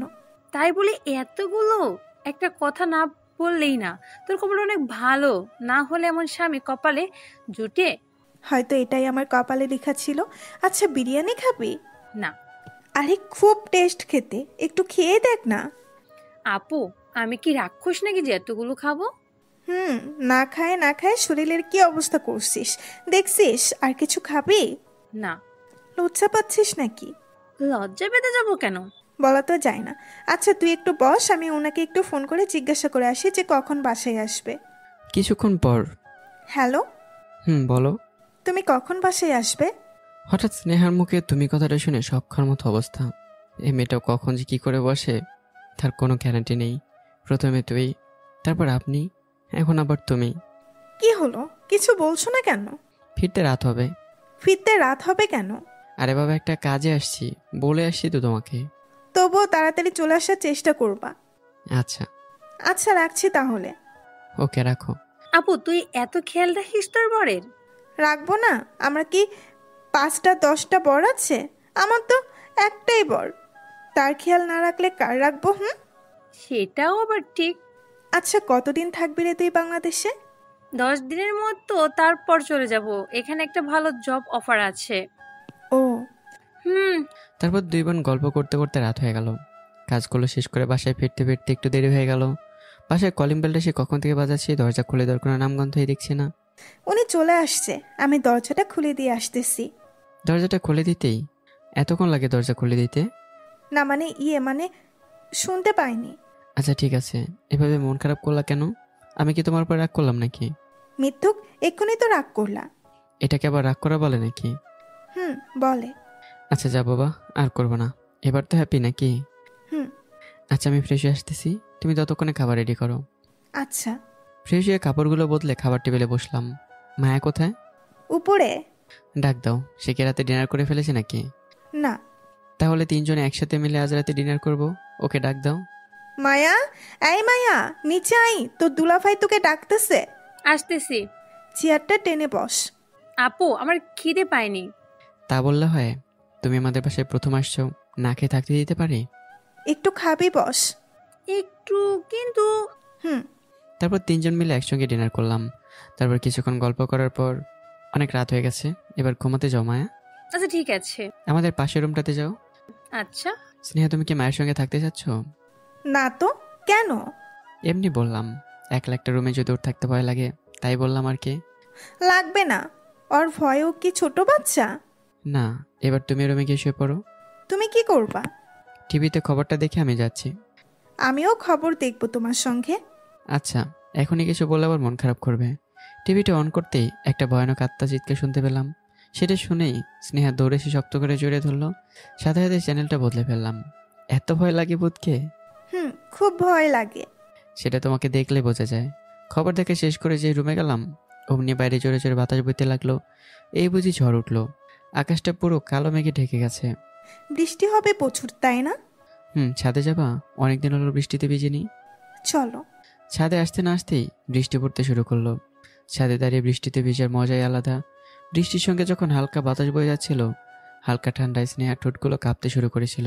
সেটা দেখে নিজেকে আর কন্ট্রোল করতে পারলাম না। বুকের মধ্যে শক্ত করে জোরে ধরে দুইজনের ঠোঁট এক করে দিলাম। কখন যে তার ঠোঁটে নেশে পড়ে গেছি নিজেও জানি না। দমটা বন্ধ হয়ে আসছিল, জোর ছাড়িয়ে নিলাম, কিন্তু আমারও খুব ভালো লাগছিল এটা করতে। তাই আরেকবার করো না। এখন না, পরে। এত ভিজলে ঠান্ডা লাগবে। না না, এখনই না দিলে যাব না। এই মেয়েটা জেদের সঙ্গে পারা যায় না। তাই আবারও দুজনে ঠোঁট এক করে দিলাম। কিছুক্ষণ পর নিজে থেকে ছেড়ে দিয়ে ভিজে কাপড়গুলো বদলে ফেললাম আর রুমে এসে শুয়ে পড়লাম। আজ কেন জানি অজান্তে খুব ভালোবাসতে ইচ্ছে করছে মেয়েটাকে। একটানে বকে নিয়ে আসলাম। কপালে কয়েকটা চুমু দিয়ে সারা শরীরে পাগলের মতো কিস করতে লাগলাম। মনে হচ্ছে আমি কোনো নেশায় ডুবে যাচ্ছি। বুকের উপর থেকে শাড়ির আঁচলটা সরিয়ে ইচ্ছে মতো আদর করতে লাগলাম। তারপর দুজনে ভালোবাসার সাগরে ডুবে গেলাম। পরের দিন সকালবেলা সারা রাত যে পরিমাণ বৃষ্টি হয়েছে তাতে রাস্তাঘাট অনেকটা পানি লেগে আছে। আই উঠো, ওঠো বলছি। কি হয়েছে? হ্যাঁ, এত সকাল সকাল ডাকছো কেন? রাতে আমার ঘুম নষ্ট করে এখন নিজে আরাম করে ঘুমানো হচ্ছে। তো আমি কি তোমাকে ঘুমাতে বারণ করছি? 8:30 বাজে এখন। কি 8:30 বেজে গেছে? একটু আগে ডাক দিবা না? এখনই উঠতে চাইলে না, আর একটু আগে ডাক দিলাম উঠতা। এই কথাটা বিশ্বাস করা যায়? যায়। তারপর বিছানা ছেড়ে উঠে বাথরুম থেকে ফ্রেশ হয়ে নিচে আসলাম। নিচে আসতে দেখলাম মায়া আগে থেকে বসে আছে। Good morning Maya. Good morning. এত তাড়াতাড়ি উঠে পড়ছো যে? আমার আবার একটু সকালে ওঠার অভ্যাস আছে। সকালে ওঠাটা স্বাস্থ্যের জন্য উপকার। আপু, কোথায়? আমাকে আবার চলে যেতে হবে। এত সকাল সকাল? জি, গাড়ি পাইতে অনেক দেরি হবে। তুমি গাড়িতে যাবে কেন?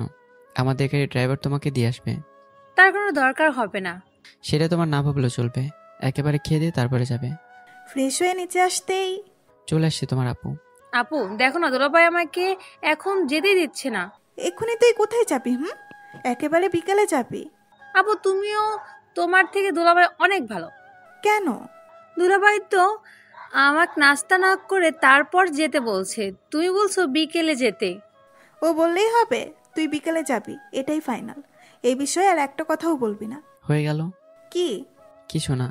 তারপর হালকা নাস্তা করে, আচ্ছা মায়া তোমার কোন রং পছন্দ? সাদা, বেগুনি আর টিয়া। ও, তোমার আপুর আবার নীল রং আর লাল রং খুব পছন্দ। জানি। রেডি হয়ে আসো, একটু মার্কেটে যাব। কেন? রেডি হয়ে আসো, তারপর সব জানতে পারবে। তুমি আবার হাঁ হয়ে দাঁড়িয়ে আছো কেন? তুমি আগে রেডি হয়ে আসো। কেন? সব কথার উত্তর জানতে হয় না, যাও গিয়ে চেঞ্জ করে আসো। আচ্ছা ঠিক আছে। উপরে এসে কাপড় চেঞ্জ করে নিচে আসলাম। এখানে 15,000 টাকা আছে। মায়েকে নিয়ে শপিং মলে গিয়ে ওর যে ড্রেসগুলো ভালো লাগে কিনে দাও। আমি নিব না। রাতে আমি তোমাকে নিয়ে যাব। আচ্ছা, ড্রাইভার গাড়ি নিয়ে বাইরে দাঁড়িয়ে আছে, তাড়াতাড়ি গিয়ে শপিং করে চলে আসবা। আচ্ছা। তারপর 2 বোন মিলে ইচ্ছা মতো শপিং করলাম। টোটাল 13,200 টাকা মার্কেট করলাম। এরপর বাসায় ফিরে আসলাম। বাসায় এসে, এসবের কি দরকার ছিল? ছিল, সেটা তুই বুঝবি না। এই নাও। কি? টাকাগুলো। আমি কি করব? এই টাকাগুলো তুমি তোমার কাছে রেখে দাও। আমি কি করব টাকাগুলো? বিপদে কাজে লাগবে। তুমি থাকতে আমার আবার বিপদ আসবে কোথা থেকে? আমার টাকার প্রয়োজন হলে চেয়ে নেব তোমার কাছ থেকে। এগুলো তোমার কাছে রেখে দাও। জীবনে প্রথমবার এমন মেয়েকে দেখলাম যার টাকার প্রতি বিন্দু মাত্র লোভ নেই। এমন একটা মেয়েকে নিজের বউ হিসেবে পাওয়া অনেক ভাগ্যের ব্যাপার। দুপুরবেলা খাওয়া দাওয়া করে মায়েকে বিদায় দিলাম। বিকেলবেলা গেলে কি হতো? অনেক তো জোর করলাম থাকার জন্য, কিন্তু সে তো থাকবেই না। কাউকে জোর করে রাখাটা ঠিক না। হয়তোবা। তুমি কি রেস্ট নাও, আমি একটু বাইরে যাব।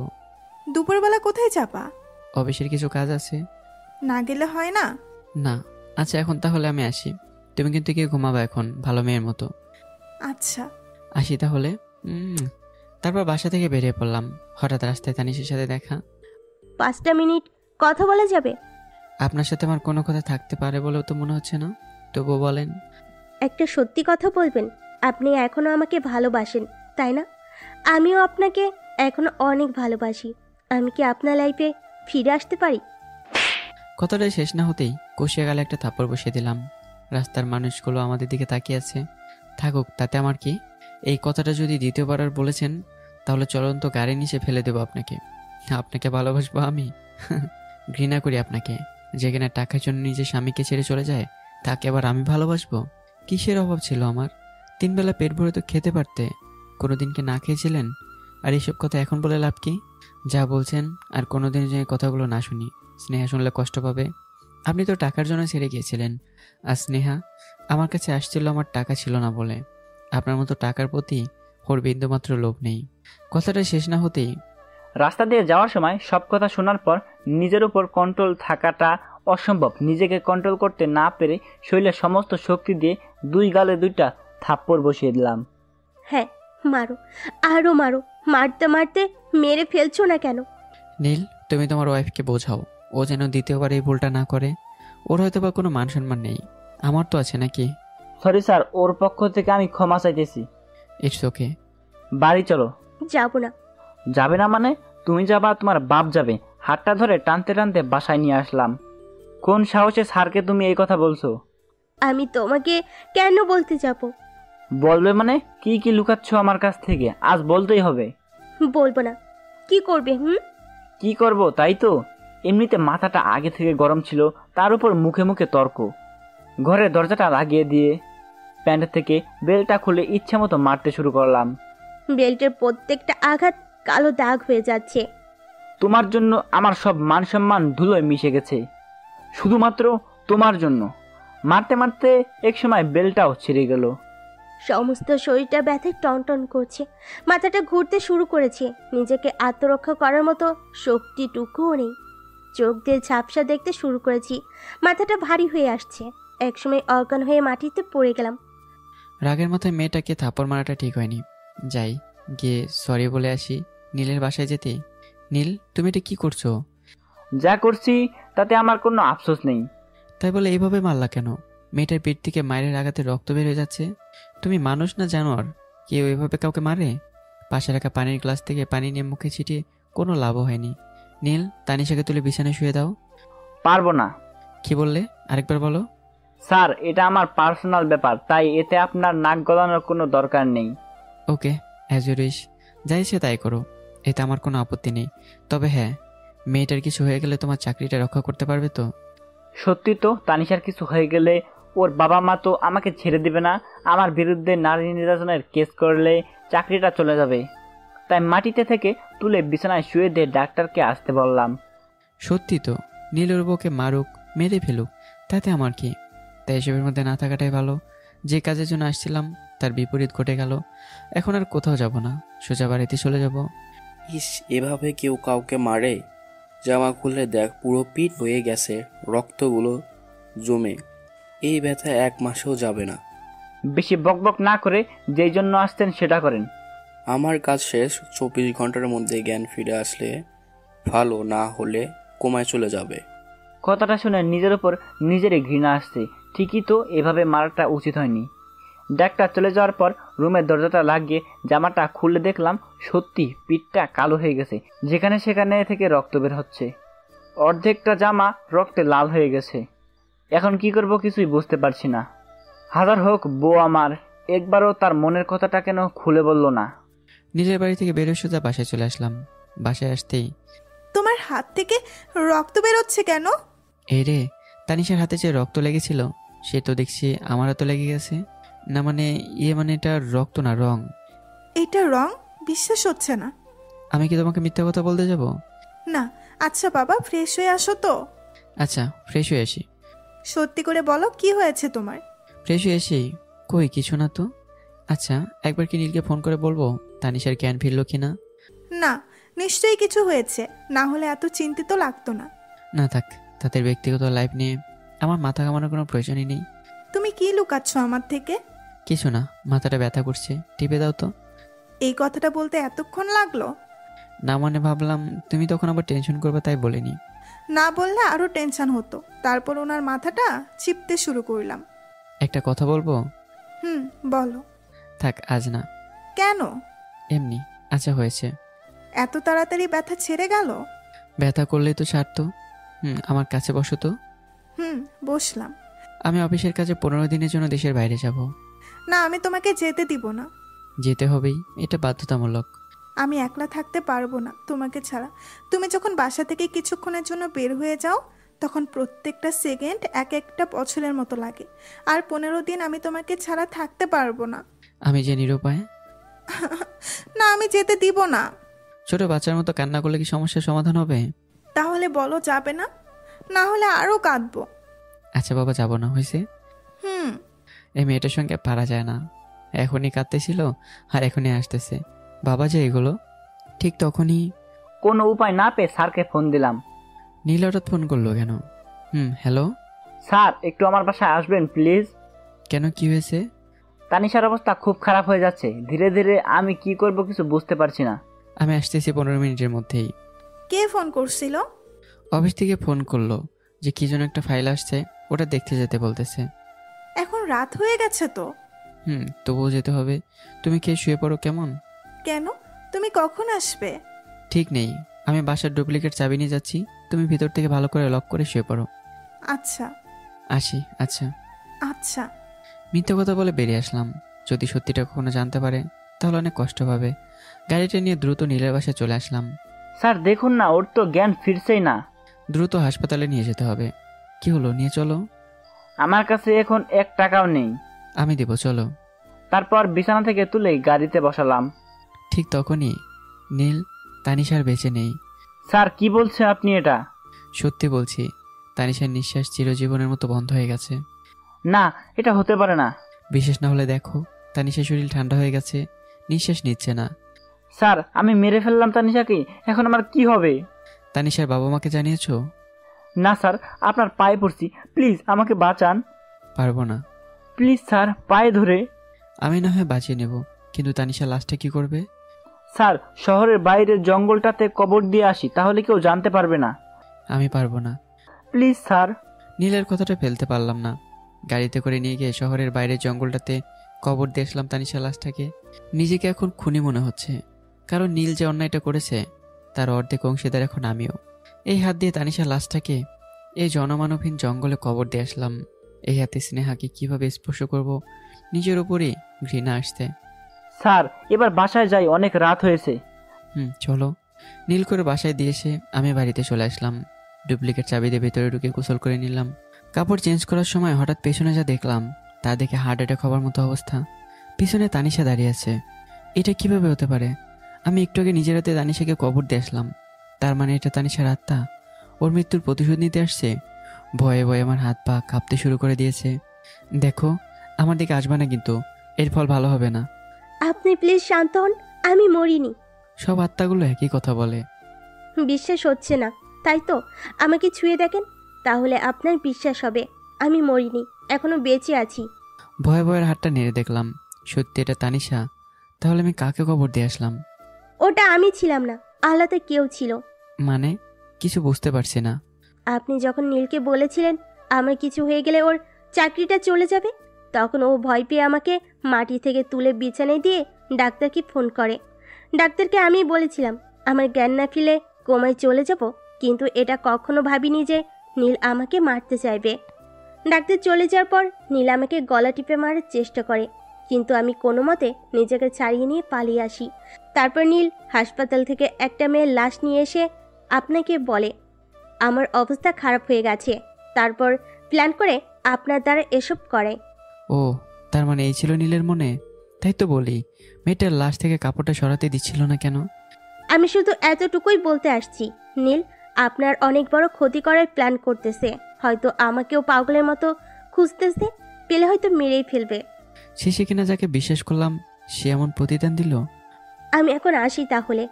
1 মিনিট, তুমি ভেতরে আসলে কিভাবে? আপনার কাছে 2টা ডুপ্লিকেট চাবি ছিল, তাই না? নীল আপনাকে কথার তালে ভুলিয়ে একটা চাবি নিয়ে নিচ্ছিল, কিন্তু চাবিটা আমি দেখে ফেলেছিলাম, ওইটা দিয়েই ভেতরে আসছি। এত রাতে একা কোথায় যাবা? 2 চোখ যেদিকে যায়। এক কাজ করলে হয় না, আজকে রাতটা এখানেই থেকে যাও। না, আমি চাই না আমার কারণে আপনার বউ আপনাকে সন্দেহ করুক। আমি এটাও জানি যে সে আপনাকে অন্ধের মতো বিশ্বাস করে। আমি সেই বিশ্বাসের সুযোগ নিতে চাই না। যদি কষ্ট করে আমাকে আমার বাসায় পৌঁছে দিতেন। চলো, তুমি গাড়ি থেকে বসো, আমি আসতেছি। রুমে এসে দেখলাম স্নেহা ঘুমাচ্ছে। মেয়েটা মনে হয় না খেয়ে ঘুমিয়ে গেছে, সেটা মুখটা দেখেই বোঝা যাচ্ছে। বিয়ের পর এমন কোনো দিন এটা হয়নি যে সে আমার আগে খেয়েছে, তাহলে আজ কিভাবে খাবে? কপালে একটা চুমু দিয়ে আলমারি থেকে 1 লাখ টাকা বের করে পকেটে ঢুকিয়ে গাড়িতে এসে বসলাম। কিছুক্ষণ পর তানিশার বাসার সামনে চলে আসলাম। থ্যাঙ্কস। তানিশা চলে যাচ্ছিল, ঠিক তখনই, তানিশা শোনো, জি বলেন। এই টাকাটা রাখো। থাক, লাগবে না। প্লিজ না করো না, এই টাকাটা দিয়ে নিজে চিকিৎসা করিও। কেন করেছো এসব আমার জন্য? সেটা জানি না, তবে হ্যাঁ, তুমি আমার যে উপকারটা করেছো সেটা কখনো ভুলে যাওয়ার মতো না। কোনো সময় টাকার প্রয়োজন হলে একবার ফোন দিও। আর হ্যাঁ, এটা ভেবে ভয় পেও না যে আমি টাকাগুলো ফেরত চাইবো। থ্যাঙ্কস। আপনার এখন যাওয়া দরকার, কয়েক ঘন্টা পর সকাল হয়ে যাবে। আচ্ছা, আসি তাহলে। ওকে, বাই। তারপর গাড়িটি স্টার্ট দিয়ে বাসার উদ্দেশ্যে বেরিয়ে পড়লাম। আমি যতটা খারাপ মনে করেছিলাম আসলে ততটা খারাপ না তানিশা, একটু হলেও ভালো আছে। কিছুক্ষণ পর বাসায় আসলাম। বাসায় এসে মনে পড়লো, আচ্ছা নীল তানিশাকে মারতে কেন চাইছিল, আর সেই সময় আমার কি হয়েছিল যে আমি ওর পাপ কাজে সাহায্য করতে এগিয়ে গিয়েছিলাম। বিছানায় এসে শুতেই স্নেহা শক্ত করে জড়িয়ে ধরলো। এই মেয়েটা যখনই আমাকে জড়িয়ে ধরে তখনই সব কষ্ট টেনশন দূর হয়ে যায়। সারা রাত যা ধকল গেছে তাতে বিছানায় শুতেই ঘুম ধরে গেছে। কখন যে ঘুমিয়ে পড়ছি তা মনে নেই। যখন চোখ খুললাম তখন ঘুম হয়েছে? হুম। রাতে তো কিছু খাওনি, এখন উঠে ফ্রেশ হয়ে কিছু খেয়ে নাও, না হলে শরীর খারাপ করবে। তুমি এত রাতে কিছু খাওনি, তোমার শরীর খারাপ করবে না? না। বললেই হবে ফ্রেশ হয়েছো? হুম। খাবার নিয়ে আসো, ততক্ষণ আমি ফ্রেশ হয়ে আসি। ফ্রেশ হয়ে এসে দেখি মেয়েটা একটা প্লেটে ভাত আর মুরগির মাংস নিয়ে আসছে। তোমার প্লেটটা কোথায়? আমি পরে খাবো, আগে তুমি খেয়ে নাও। প্লেটটা দেখি। প্লেটটা হাতে নিয়েই ভাতগুলো মেখে বললাম, হা করো। তুমি খাও না আগে। বলছে না হা করো। তারপর স্নেহাকে খাইয়ে দিয়ে আমিও খেয়ে নিলাম। জানো, কাল রাতে আমি একটা খারাপ স্বপ্ন দেখছি। কি? পরে বলবো, এখন বলতে ভয় লাগতেছে। আচ্ছা, পরে বলো। একটা কথা বলবো? বলো। একবার জড়িয়ে ধরে বৃষ্টির রাতের মতো চুমু দাও না। বাবা, আজ তো দেখি রোমান্টিক মোডে আছো যে। দাও না। আচ্ছা বাবা, দিচ্ছি। স্নেহাকে জড়িয়ে ধরে দুজনে ঠোঁট এক করে দিলাম। কতক্ষণ যে ছিলাম নিজেও জানি না। স্যার কত বোকা যে আমার কথা বিশ্বাস করে নিল। এখন এমন কিছু করতে হবে যাতে সাপও মরবে, লাঠিও না ভাঙে। একটা কথা জিজ্ঞেস করব? হ্যাঁ বলো। কাল রাতে যে মেয়েটার সঙ্গে কথা বলতেছিলা সে কে ছিল? স্নেহা জানলো কিভাবে যে তানিশা এসেছিল? তাহলে স্নেহা তখন ঘুমায়নি, ঘুমানোর ভান করেছিল? বলো না। না, আর মিথ্যা কথা বলতে পারবো না স্নেহার কাছে, কারণ সত্য কখনো চাপা থাকে না। প্রথম থেকে শেষ পর্যন্ত খুলে বললাম স্নেহাকে। আমার সম্পূর্ণ বিশ্বাস ছিল তোমার উপর, তাই কাল রাতে কিছু বলিনি, কারণ আমি জানতাম তুমি কখনো আমাকে মিথ্যা কথা বলতে পারবে না। অনেক সময় পরিস্থিতি মানুষকে মিথ্যা কথা বলতে বাধ্য করে দেয়, সেটার বাস্তব প্রমাণ আমি পেয়ে গেছি। তুমি ওর থেকে দূরে দূরে থাকো, কখন সে ক্ষতি করে বসবে কে জানে। এখন তো আমার তোমাকে একলা কোথাও যেতে দিতেই ভয় লাগে। সেটা স্বাভাবিক, প্রত্যেকটা ওয়াইফেরই তার হাজব্যান্ডের প্রতি এই ভয়টা থাকে, কিন্তু ওই ভয়ে তো আর আমি চুপ করে ঘরে বসে থাকতে পারি না। অফিসে যাবা, তারপর সোজা বাসায় চলে আসবা, এছাড়া তোমার তো বাহিরে কোনো কাজ নেই, তাই না? মাঝে মধ্যে থাকে। থাকুক, তোমাকে যেতে হবে না, এমনিতেই আমাদের পেছনে অনেক শত্রু উঠে পড়ে লেগেছে। আচ্ছা, বিকেলবেলা তোমাকে নিয়ে ঘুরতে যাব, রেডি থেকো। কোথায় নিয়ে যাবা? সারপ্রাইজ সেটা। আচ্ছা। আজ মেয়েটার বার্থডে, সেটা ভুলে গেছে, কিন্তু স্নেহা ভুলে গেলে কি হবে? আমি তো বলিনি। বিকেলবেলা। আমি রেডি। আমিও। চলো তাহলে যাওয়া যাক। ড্রাইভার গাড়ি বের করলো, তারপর আমরা দুজনে গাড়িতে উঠে পড়লাম। শহরের সব থেকে বড় শপিং মলে এসেই। এটা ছিল তোমার সারপ্রাইজ? কই না তো। তাহলে এখানে নিয়ে আসলা কেন? তোমাকে নিয়ে শপিংয়ে আসছি, অনেকদিন হলো কিছুই নাওনি তাই। আমার কিছু লাগবে, অযথা টাকাগুলো নষ্ট করবা না। আরে বাবা, আমার অনেক টাকা আছে, এত টাকা দিয়ে কি হবে? আসো তো ভেতরে। তুমিও না। তারপর স্নেহাকে 2টা লেহেঙ্গা, 3টে শাড়ি আর কিছু কসমেটিক্স কিনে দিলাম। এতগুলো শপিং এর কি দরকার ছিল? ছিল বলেই তো দিয়ে দিয়েছি নাকি? তোমার মাথায় কখন যে কিসের ভূত ভর করে সেটা আল্লাহই জানে। তারপর বাসায় আসতে আসতে রাত হয়ে গেছে। নীল রঙের শাড়িটির সাথে ম্যাচিং করেই চুরি লিপস্টিক দিবা কেমন? এখনই সাজতে যাবো কেন? আবার কোথাও যাচ্ছি নাকি? সারপ্রাইজটা তো এখনো দেওয়া হয়নি। তুমি যে কি করতেছো আমি কিছুই বুঝতে পারি না। সময় হলে বুঝতে পারবা, এখন কথা না বলে রেডি হয়ে আসো তো। কি করব, ওর কথা তো আর ফেলে দেওয়া যাবে না। রুমে এসে শাড়িটা পরার সময় বিপদ বাঁধলো ব্লাউজটাতে। ব্লাউজের বোতামগুলো পেছনে, আর সেগুলো আমি লাগাতে পারছিলাম না। তাই কোনো উপায় না পেয়ে ওনাকে ডাকতে হলো। নিচে বসেছিলাম, তখনই স্নেহার ডাক শুনতে পেয়ে ওপরে আসতে দেখে মেয়েটা, বোতামগুলো একটু লাগিয়ে দাও তো, আমি পারছি না। আচ্ছা। তারপর ব্লাউজের বোতামগুলো লাগিয়ে দিতেই, এখন তাহলে শাড়িটাও পরিয়ে দাও। আমি তো শাড়ি পরাতে জানি না। কেন পারো না? আমি কি মেয়ে নাকি? তাই বলে শিখবে না?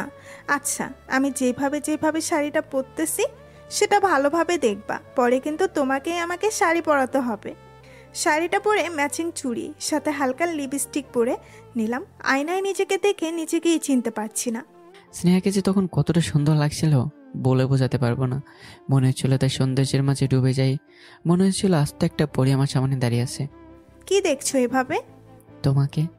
আগে মনে হয় আমাকে দেখোনি।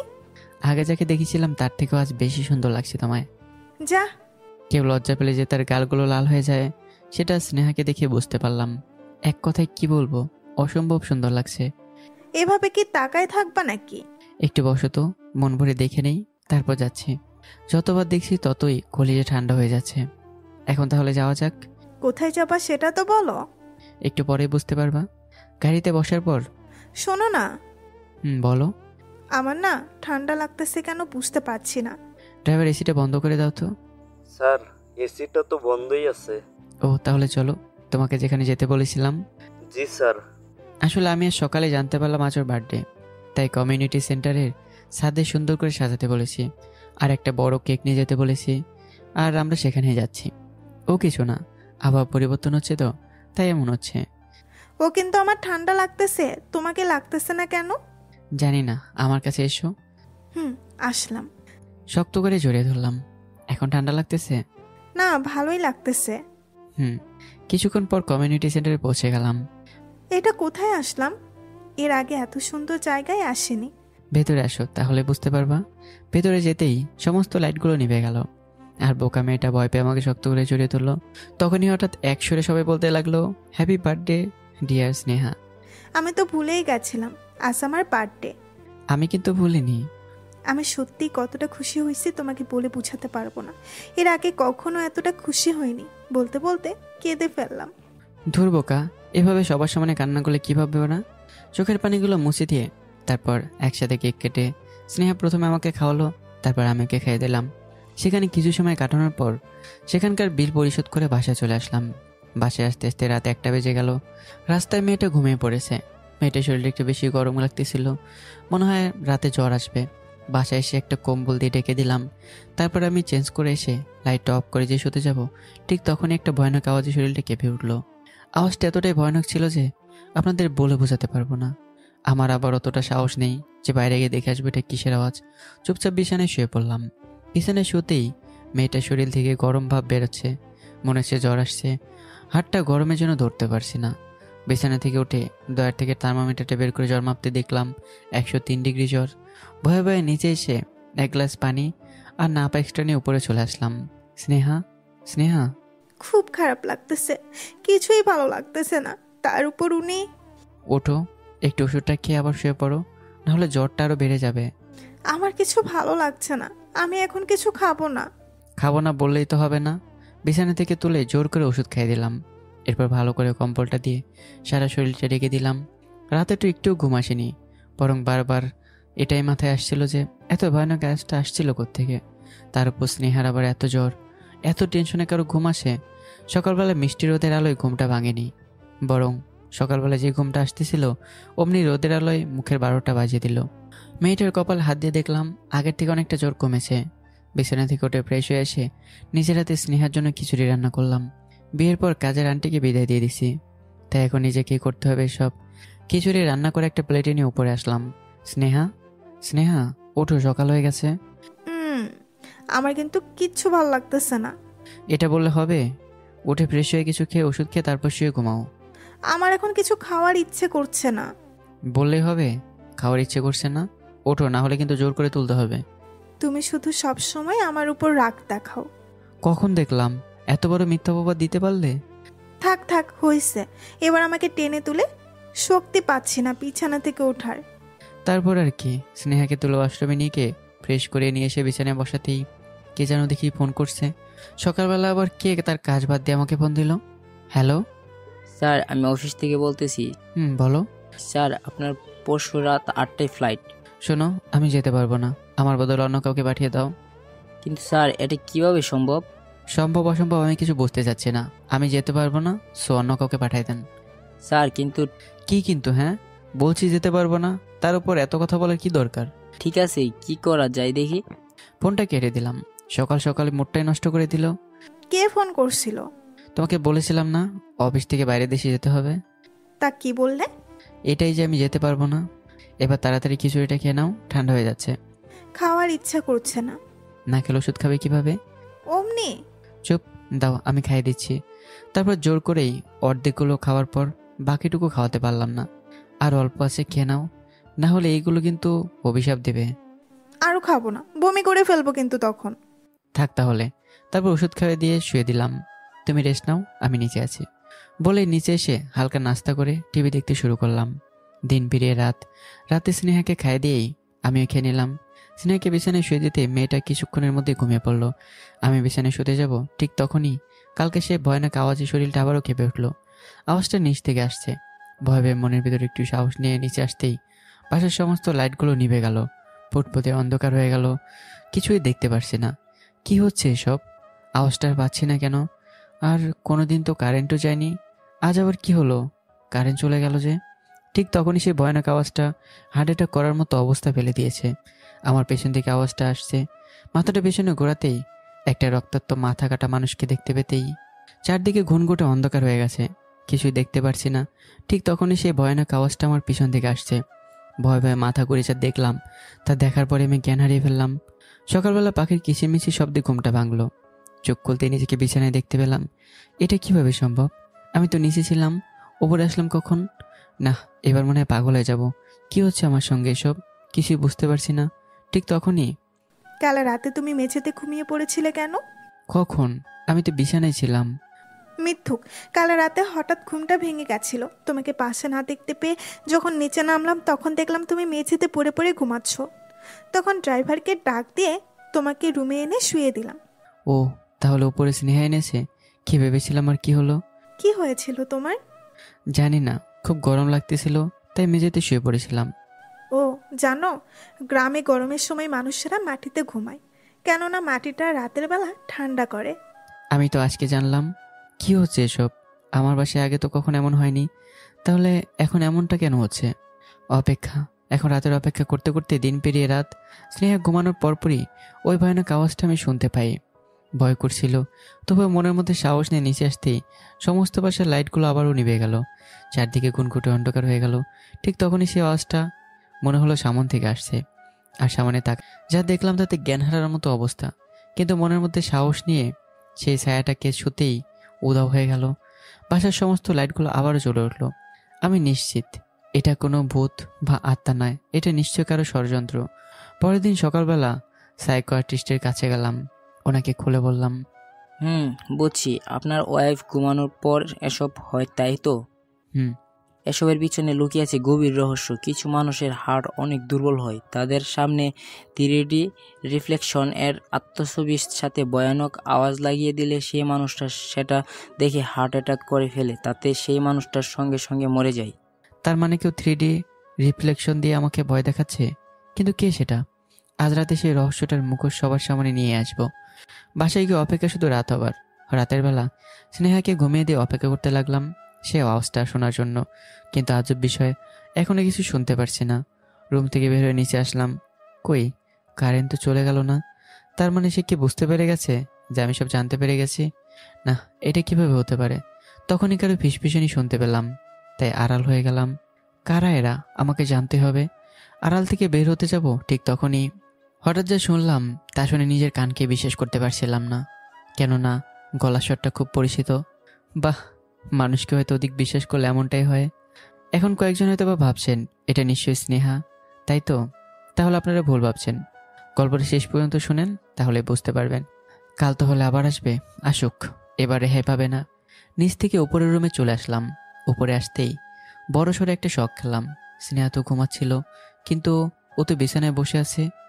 তুমি কয়েকদিন ধরে দেখছি আমি ঘুমাই গেলে তারপর রুম থেকে বের হও, কোথায় চলে যাও? কি বলবো কিছু বুঝতে পারছি না। সত্যিটা বলবো নাকি মিথ্যা কথা বলবো? না, এই মুহূর্তে সত্যি কথাটা বলা যাবে না, এমনিতেও শরীরটা খারাপ। কিছু বলছো না কেন? না মানে তুমি ঘুমে যাওয়ার পর আমারও ঘুম আসতে চায়নি, তাই নিচে গিয়ে 1 কাপ কফি বানিয়ে খেয়ে আবার চলে আসলাম রুমে। এই কথাটা আমার থেকে লুকানোর কি ছিল? লুকোলাম আবার কোথায়? কখন আবার? আমাকে বললে কি আমি তোমাকে 1 কাপ কফি করে দিতাম না? দিতা, কিন্তু তোমার শরীর খারাপ এখন, তারপর এইটুকু একটা কাজ আমি তো করে নিতেই পারি। যদি কফি বানানোর সময় গরম পানি লেগে আঙুল পুড়ে যেত তখন কি হতো? গরম পানি লেগে তোর পা পড়ে যায়নি? তাহলে বিষয় নিয়ে কথা বলে লাভ কি? আচ্ছা বাবা, আজ থেকে তুমি বানিয়ে দিও। আর যেন রান্নাঘরে যেতে না দেখি। ওকে। আমার বয়ে গেছে যে রান্নাঘরে যেতে হবে, মনে মনে বললাম। ওকে বলে কিছুই হবে না, এই ভুলে শাস্তি তো পেতেই হবে। কি শাস্তি? এখন আমাকে কোলে করে ছাদে নিয়ে যেতে হবে। এত রাতে তুমি ঘুমাবো না? না, ঘুম আসছে না। কিন্তু আমার তো প্রচুর ঘুম আসতেছে। তুমি তো এখনই কফি খাইলা, তাহলে ঘুম কোথা থেকে আসতেছে শুনি? সব না নিয়ে যাওয়ার বাহানা, তাই না? আরে আমি তো ভুলেই গেছিলাম কফি খেলে ঘুম আসে না। না, একটু মজা করলাম, তারপর আর কি, শাস্তি তো ভোগ করতেই হলো। কোলে নিয়ে ছাদে নিয়ে আসলাম। দেখছো আকাশে কত সুন্দর চাঁদ উঠছে? তা নয় তো কি সূর্য উঠবে? ওই যে বড় তারাটা দেখতে পাচ্ছ, ওইটা আমার তারা। কি বললাম তারাটা আমার। কিভাবে তোমার হলো সেটাই তো বুঝলাম না। ছোট থেকেই ওই তারাটা আমার পিছু পিছু সব জায়গায় যায়, তখন থেকেই আমার। ও তাহলে আমার পিছু পিছু তো সূর্যটা যায়, তাহলে ওটা আমার। শখ কত? এখানে আবার শখের কি হলো? কিছু না, তুমি বুঝবে না। এটা কোনো কথা হলো? তারপর স্নেহার সঙ্গে গল্প করতে করতেই হঠাৎ দেখলাম স্নেহা আমার কোলে ঘুমিয়ে গেছে। মেয়েটাকে আর যাই হোক, ঘুমের মধ্যে এতটাই সুন্দর লাগে যেটা বলে বোঝাতে পারবো না। তারপর স্নেহাকে কোলে করে নিয়ে বিছানায় শুয়ে দিলাম, পাশে আমি শুয়ে পড়লাম। বিছানায় শুতেই ঘুম চলে আসছে, কখন যে ঘুমিয়ে গেছে মনে নেই। যখন ঘুমটা ভাঙলো তখন নিজের শরীরটাকে ভারী ভারী লাগতেছে, মনে হচ্ছে আমার হাত পাগুলো সব বাঁধা, চাইলেও নড়াতে পারছি না। আমার সঙ্গে হচ্ছেটা কি? চোখ খুলতেই তো অবাক, আমাকে একটা চেয়ারের সাথে বেঁধে রাখা হয়েছে, হাত পাগুলো সব বাঁধা, সঙ্গে মুখটা বেঁধে দিয়েছে। মুখ থেকে কোনো প্রকার আওয়াজই বেরোচ্ছে না। সব কিছু কেমন যেন স্বপ্নের মতো লাগছিল, কিন্তু এটা কোনো স্বপ্ন না, বাস্তবে হচ্ছে। সকালবেলা যখন ঘুম ভাঙলো তখন নিজেকে রুমে দেখতে পেলাম, কিন্তু উনি কোথায়? বিছানা থেকে উঠে ফ্রেশ হয়ে পুরো বাসাটাই খুঁজতে লাগলাম, কিন্তু ওনাকে কোথাও খুঁজে পেলাম না। কোথায় চলে গেলেন উনি? একা একা এত সকালবেলা আমাকে না বলে তো কোথাও যান না উনি। তাহলে আজ কেন চলে গেলেন? নিশ্চয়ই কোনো গুরুত্বপূর্ণ কাজে গেছেন, না হলে নিশ্চয়ই আমাকে বলে যেত। সকাল থেকে রাত পর্যন্ত অপেক্ষা করলাম, কিন্তু ওনার কোনো আসার নামগন্ধই নেই। এবার ওনার জন্য প্রচুর টেনশন হতে শুরু করলো। সকাল থেকে মনে হয় 1000 বার ওনার ফোনে কল করেছি, কিন্তু বারবার এক কথাই বলতেছে ফোনটা বন্ধ। সকাল থেকে একইভাবে বসে আছি, চাইলেও এক ফোঁটা নড়তে পারছি না, সারা শরীরে ব্যথায় ছিঁড়ে যাচ্ছে। তার উপর সকাল থেকে রাত পর্যন্ত না খেয়ে আছি, মাথাটা ঘুরছে। একদিক থেকে প্রচুর বাথরুমের চাপও আসছে, জানি না কি হবে, কি আমাকে এখানে এভাবে নিয়ে আসছে, কিছুই মাথায় আসছে না। আমি তো রুমে ঘুমোচ্ছিলাম, তাহলে এখানে কিভাবে আসলাম? ওনার টেনশনে আমার শরীরটা ভয়ে কাঁপতে শুরু করছে। ওনার কিছু হয়ে যায়নি তো? রাত পেরিয়ে দিনের আলো ফুটেছে, কিন্তু ওনার কোনো খোঁজখবর কিচ্ছু পাচ্ছি না। আর কোনো উপায় না পেয়ে সকালবেলা হঠাৎ ফোনের আওয়াজে ঘুমটা ভেঙে গেল। একটা আননোন নাম্বার থেকে কল আসছে। প্রথমবার ধরলাম না, যখন 3বার দিল তখন ভাবলাম নিশ্চয়ই কেউ খুব দরকারে কল করছে, তাই কলটা ধরতেই হ্যালো বাবা। হঠাৎ স্নেহার কান্না শুনে বুকের ভিতরটা কেমন জানি করে উঠলো। মেয়েটা খুব কাঁদতেছে, নিশ্চয়ই কিছু খারাপ হয়েছে ওর সাথে, না হলে কেন আমাকে ফোন করলো এতদিন পর? বাবা আমি জানি তুমি এখনো রাগ করে আছো আমার, কিন্তু বাবা আমি যে তোমাকে ফোন না করে থাকতে পারলাম না। উনি কি তোমাদের ওখানে গিয়েছেন? আমাদের এখানে কেন আসতে যাবে? কাল রাতে আমি বলেছিলাম যে তোমাদের খুব দেখতে ইচ্ছে করছে, কিন্তু উনি তারপরের দিন সকাল থেকে বাসায় আসেননি। দেখতে দেখতে একটা রাত কেটে গেল, উনি এখনো ফিরে আসেননি।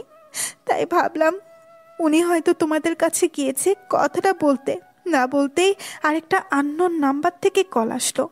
হ্যালো, আপনার স্বামী আমাদের কাছে। কে আপনি? আমি যেই হই না কেন, নিজের স্বামীকে বাঁচাতে চাইলে 15 কোটি টাকা রেডি রাখেন। আমি অত টাকা কোথায় পাবো? সেটা আমাকে বলে লাভ নেই। নিজের স্বামীকে সুস্থ শরীরে ফিরে পেতে চাইলে রাত 10টার মধ্যে 15 কোটি টাকা রেডি রাখবেন। হ্যালো হ্যালো, ফোনটা কেটে গেল। বারবার ট্রাই করলাম কিন্তু ফোনটা বন্ধ। এতগুলো টাকা কই পাবো আমি? নিজের চোখে কোনোদিন 15 কোটি টাকা দেখিনি, তাহলে কিভাবে আমি 15 কোটি টাকা দিব? যদি 15 কোটি টাকা দিতে না পারি, তাহলে ওনারা যদি ওর কিছু করে দেয়, ভাবতেই শরীরটা কেঁপে উঠতেছে। কি করব কিছুই মাথায় আসতেছে না। পুরো আলমারিতে খুঁজে দেখলাম, একটা টাকাও নেই। এটা কিভাবে হতে পারে? পুরো বাসাটা খুঁজে দেখলাম, একটা টাকাও নেই। এটা দেখার পর নিজেকে কন্ট্রোল করা অসম্ভব হয়ে যাচ্ছে। বাবা ফোনটা ধরতেই যা বললেন তা শুনে নিজের উপর ঘৃণা আসতেছে। বারবার ফোন করে বিরক্ত কেন করিস? হ্যাঁ, কে তোর বাবা? স্নেহা নামের আমার কোনো মেয়ে ছিল, সেটা আমি অনেক আগেই ভুলে গেছি। কিছু না বলেই ফোনটা কেটে দিলাম। সত্যিই তো বিপদের মধ্যে রয়েছে আমার হাজব্যান্ড, ওদের এতে কি? মাথা কিছু কাজ করছে না। 15 কোটি টাকা আমি কোথা থেকে জোগাড় করব? নিজের কিডনি দুটো বিক্রি করলেও তো অতগুলো টাকা হবে না, তাহলে এখন আমি কি করব? আচ্ছা, ওনার গাড়িটা বিক্রি করলে 10 কোটির মতো পাওয়া যাবে, সেটাই না হয় দিয়ে দেব। দৌড়ে নিচে আসতেই দেখলাম গাড়িটাও উধাও। এসব হচ্ছেটা কি? গাড়িটা কোথায় গেল? মাথাটা কিছু কাজ করছে। কি করি কি করি? তখনই মনে পড়লে উনি আমার নামে যে রেস্টুরেন্টটা কিনেছিলেন, সেটা যদি বিপদের সময় কাজে না লাগে, তাহলে কখন কাজে লাগবে? অটোতে করে যে যাব তার মতো টাকাও নেই। বারবার কল দিচ্ছি কিন্তু কেউ রিসিভ করছে না। এখন কি করব আমি? 15 কোটি টাকা কোথায় পাবো? যে নাম্বারটা থেকে টাকার জন্য বারবার ফোন করছিল, ওই নাম্বারটাতে আবার কল দিলাম, কিন্তু ফোনটা বন্ধ বলতেছে। সকাল পেরিয়ে রাত হয়ে আসতেছে, কিন্তু এখনো 1 টাকাও জোগাড় করতে পারছি না। কাল থেকে আজ রাত পর্যন্ত না খেয়ে আছি, শুধু 3 বেলা পানি দিয়ে গেছে। তারা কে সেটা দেখতে পায়নি, তবে আরেকবার দেখলে ঠিকই চিনতে পারবো। 3 বেলা যে মেয়েটা পানি দিতে এসেছিল, তার হাতের ট্যাটুটা দেখে মনে হচ্ছিল ট্যাটুটা কোথাও দেখেছি, কিন্তু ক্ষুধার জন্য কিছুই মনে করতে পারছি না। এখান থেকে বের হওয়ার কোনো উপায়ও পাচ্ছি না। হাত পা সব বাঁধা, ধীরে ধীরে দম বন্ধ হয়ে আসতেছে। ঠিক তখনই 15 কোটি টাকা যদি তোর বউ আজ রাতের মধ্যে দিতে না পারে, তাহলে কাল সূর্যের আলো আর দেখতে পাবি না। ও এতগুলো টাকা কোথায় পাবে? আমাকে ছেড়ে দাও, আমি 15 কোটির দ্বিগুণ দেব। আমাকে এতই বোকা পেয়েছিস নাকি যে তোর কথা বিশ্বাস করে তোকে ছেড়ে দেব? আর হ্যাঁ, 15 কোটি টাকা দিলে যে তুই বেঁচে যাবি তা কিন্তু না। আমরা টাকাও নিব আর তোকেও মেরে ফেলবো। তার আগে কি করব জানিস? কি? কথাটা বলতে না বলতেই হঠাৎ কে যেন পিছন থেকে মাথায় একটা ভারী জিনিস দিয়ে বাড়ি মারলো। সাথে সাথে জ্ঞান হারালাম। শালা বকর বকর করছিল। ওর বউকে ফোন করে টাকা নিয়ে আসছে কিনা, না হলে এই মালটাকে এখানে শেষ করে দে। দাঁড়া, আগে বসকে বলি। হ্যালো বস, এই মালটাকে কি করব? ওর বউ টাকা দিচ্ছে। না, তবে দিবে মনে হয়। টাকাগুলো নিয়ে ওর বউয়ের সাথে রোমান্স কর। শালা বউটা হেব্বি সুন্দরী। এরপর দুটোকে মেরে মাটিতে পুঁতে দিয়ে আসবি আমার সামনে। দেখতে দেখতে তো রাত হয়ে গেল। এখন কি হবে তাহলে? আমি কি উনাকে বাঁচাতে পারবো না? কথাটা ভাবতেই মাথাটা চক্কর দিচ্ছে। কি হবে এখন? কে আমাকে এতগুলো টাকা দিবে?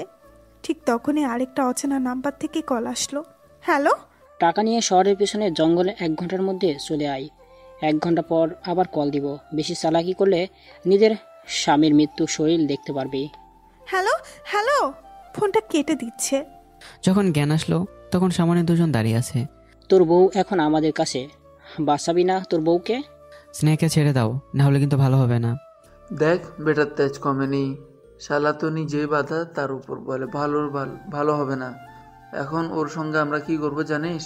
সবাই মিলে রেপ করব সারা রাত, তারপর কোনো পতিতালয় বিক্রি করে দিব। ওকে ছেড়ে দাও। তোমরা চাও কি?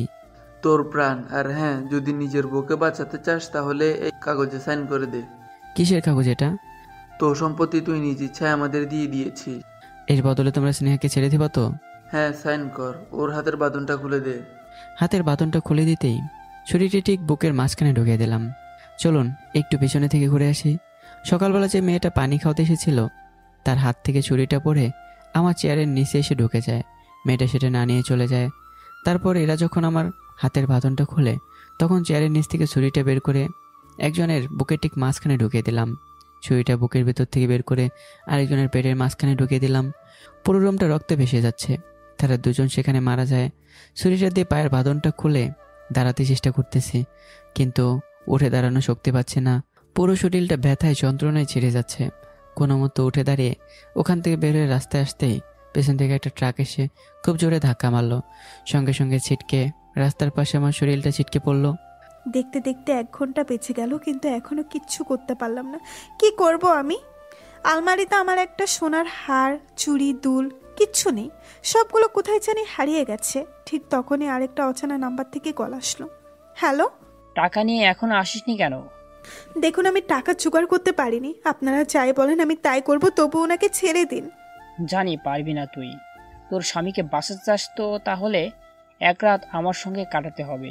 তার বিনিময়ে নিজের স্বামীকে ফিরে পাবি, কিন্তু তার আগে তোর স্বামীকে তোকে ডিভোর্স দিতে হবে, না হলে কোনোদিন তাকে আর জীবিত দেখতে পাবে না।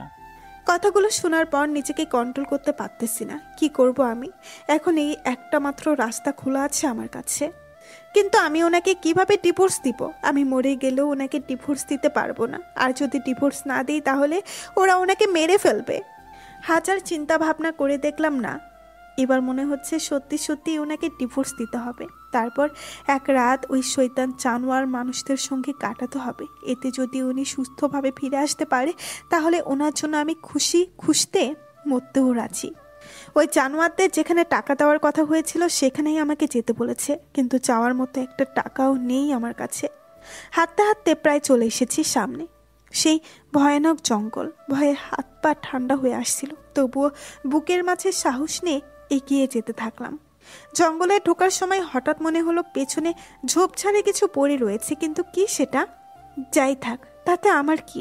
একটু সামনে এগোতেই মনে একটাই প্রশ্ন ঘুরপাক খাচ্ছিল, ওদের সব কথা মেনে নেওয়ার পরেও ওরা যদি ওনাকে না ছেড়ে দেয় তখন কি হবে? এক পা এগোচ্ছি তো 3 পা পেছনে যাচ্ছি। না, আমি থাকতে ওনার কিচ্ছু হতে দিব না। হাঁটতে হাঁটতে হঠাৎ গাছের শিকড়ের সাথে ধাক্কা খেয়ে একটা রক্তাক্ত জিনিসের উপরে এসে পড়লাম। চোখ খুলে তাকাতেই হাত পাগুলো ঠান্ডা হয়ে আসছিল। নিজের চোখকে বিশ্বাস করতে পারছি না, উনি আমার সামনে রক্তাক্ত অবস্থায় পড়ে রয়েছেন। জানোয়ারগুলো কি অবস্থা করেছে ওনার! আমি তো ওদের সব সত্যই মেনে নিয়েছিলাম, তাহলে কেন করলো ওরা এমন? এই মুহূর্তে ভেঙে পড়লে চলবে না, নিজেকে শক্ত করতে হবে। চোখের পানিগুলো মুছে ওনাকে তোলার চেষ্টা করলাম, কিন্তু বারবার ব্যর্থ হয়ে যাচ্ছি। ওনার শরীরটা ভীষণ ভারী, আমার পক্ষে তোলা সম্ভব না, কিন্তু তাই বলে আমি হার মেনে নিতে পারবো না। রবার্ট বুশ 7 বার যুদ্ধে হেরে গিয়েও আশা ছাড়েনি, তাহলে আমি কেন আশা ছাড়বো? শত চেষ্টা করার পর কোনোভাবে ওনাকে তুলতে পারছি। ওনাকে উঠিয়ে কোনোভাবে জঙ্গলের রাস্তায় নিয়ে আসলাম। এই রাস্তা দিয়ে সবসময় কোনো না কোনো গাড়ি যায়।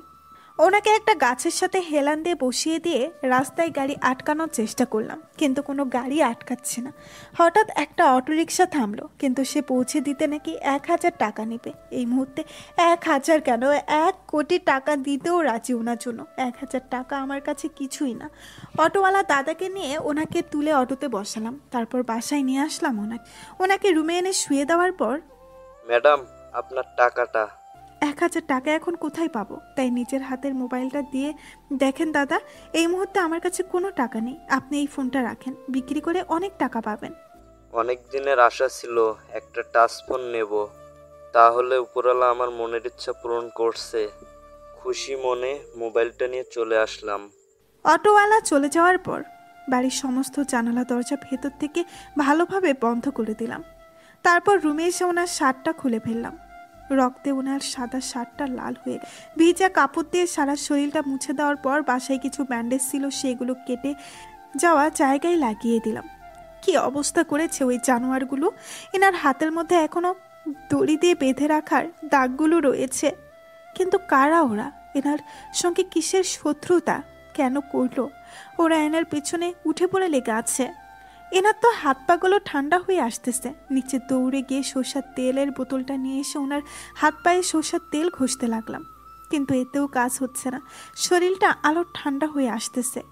আলমারি থেকে সমস্ত কম্বলগুলো বের করে ওনার শরীরের ঢেকে দিলাম। এবার মনে হচ্ছে কিছুটা হলেও ওনার শরীরটা গরম হচ্ছে। এদিকে সময় যত যাচ্ছে রাত ততই গভীর হয়ে আসছে, কিন্তু ওনার জ্ঞান তো এখনো ফিরে আসছে না। কি করব আমি এখন? অপরদিকে রুম থেকে এত রক্ত বেরাচ্ছে কেন রে? জানি না বস। গিয়ে দেখ তো ব্যাপারটা কি। জি বস। বস কি রে, হাতির মতো চেঁচাছিস কেন? হ্যাঁ বস, এদিকে এসে একবার দেখে যান, ছেলেটা পালিয়েছে আর আমাদের দলের 2 জনকে মেরে বেটা ভগার পার। কি বলিস? সত্যি তো? এবার কি হবে? বস আমি বলি কি, এই ছেলের হয়তো পালিয়ে বেশি দূর যেতে পারেনি, এই জঙ্গলে কোথাও চুপ করে গা লুকিয়ে বসে আছে। ঠিক বলেছিস, সবাইকে খুঁজতে লাগিয়ে দে। আর ছেলেটার বউ কোথায়? বস, আমরা অনেকক্ষণ অপেক্ষা করলাম কিন্তু আসেনি। ও, তার মানে এভাবে কাজ হবে না। ফোন লাগা আর বল ওর স্বামীকে আমার মেরে ফেলতে যাচ্ছি। আর হ্যাঁ, এটা যেন না বুঝতে পারে ওর স্বামী পালিয়েছে। দেখবি পাখি নিজে এসে ধরা দিবে। জি বস। বস, ফোন তো বন্ধ এখন। রাস্তায় একটাই ছেলেটাকে খুঁজে টুকরো টুকরো করে কেটে ওর বইয়ের কাছে পাঠিয়ে দেওয়া, তাহলে বুঝতে পারবে আমার কথা না শোনার ফল কতটা ভয়ানক। যত লোক আছে কাজে লাগিয়ে দে, দরকার হলে আরও ভাড়া করে লোক নিয়ে আয়। কি করব কিছুই বুঝতে পারছি না, তবে এটা স্পষ্ট বুঝতে পারছি ওনাকে নিয়ে এখানে থাকাটা ঠিক হবে না। ওরা ঠিকই আমাদের খুঁজতে খুঁজতে এখানে আসবে। ওই লোকগুলো আসার আগে আমাকে কিছু তো একটা করতেই হবে, কিন্তু কি করব সেটাই তো মাথায় আসছে না। আচ্ছা, আমি যদি এনাকে নিয়ে গ্রামে চলে যাই তাহলে ওই লোকগুলো আমাদের খুঁজে পাবে না। উনি যখন সুস্থ হয়ে যাবেন তখন ওনাকে নিয়ে দূরে কোথাও চলে যাব। সুটকেসে করে ওনার সমস্ত কাপড়গুলো ঢুকাতে শুরু করলাম। আজ রাতেই ওনাকে নিয়ে গ্রামে চলে যাব। কাপড়গুলো ঢুকাচ্ছিলাম ঠিক তখনই চোখগুলো খুলতে প্রচুর কষ্ট হচ্ছে, আর মুখ থেকে একটা আওয়াজ বের হচ্ছে, পানি পানি। হঠাৎ ওনার কণ্ঠ শুনে দৌড়ে গিয়ে ওনাকে জড়িয়ে ধরলাম। ওনার জ্ঞান ফিরে এসেছে, কিন্তু উনি কি বলতেছেন? পানি পানি। কথাগুলো স্পষ্টভাবে বুঝতে পারছি না, তবে কথাটা একবার শুনতে পাইছি। নিচে এসে দৌড়ে ওনার জন্য এক গ্লাস পানি নিয়ে আসলাম। আস্তে করে ওনাকে খাইয়ে দিলাম। পানিটা খাওয়ার পরে কিছুটা শান্তি পেলাম, কিন্তু আমি এখন কোথায়? আমি এখনো বেঁচে আছি না মরে গেছি? চোখটা খুলতে কষ্ট হলো। জোর করে চোখ খুলে তাকাতেই সামনে স্নেহাকে দেখতে পেলাম। এটা স্বপ্ন নাকি আমি ভুল দেখতেছি?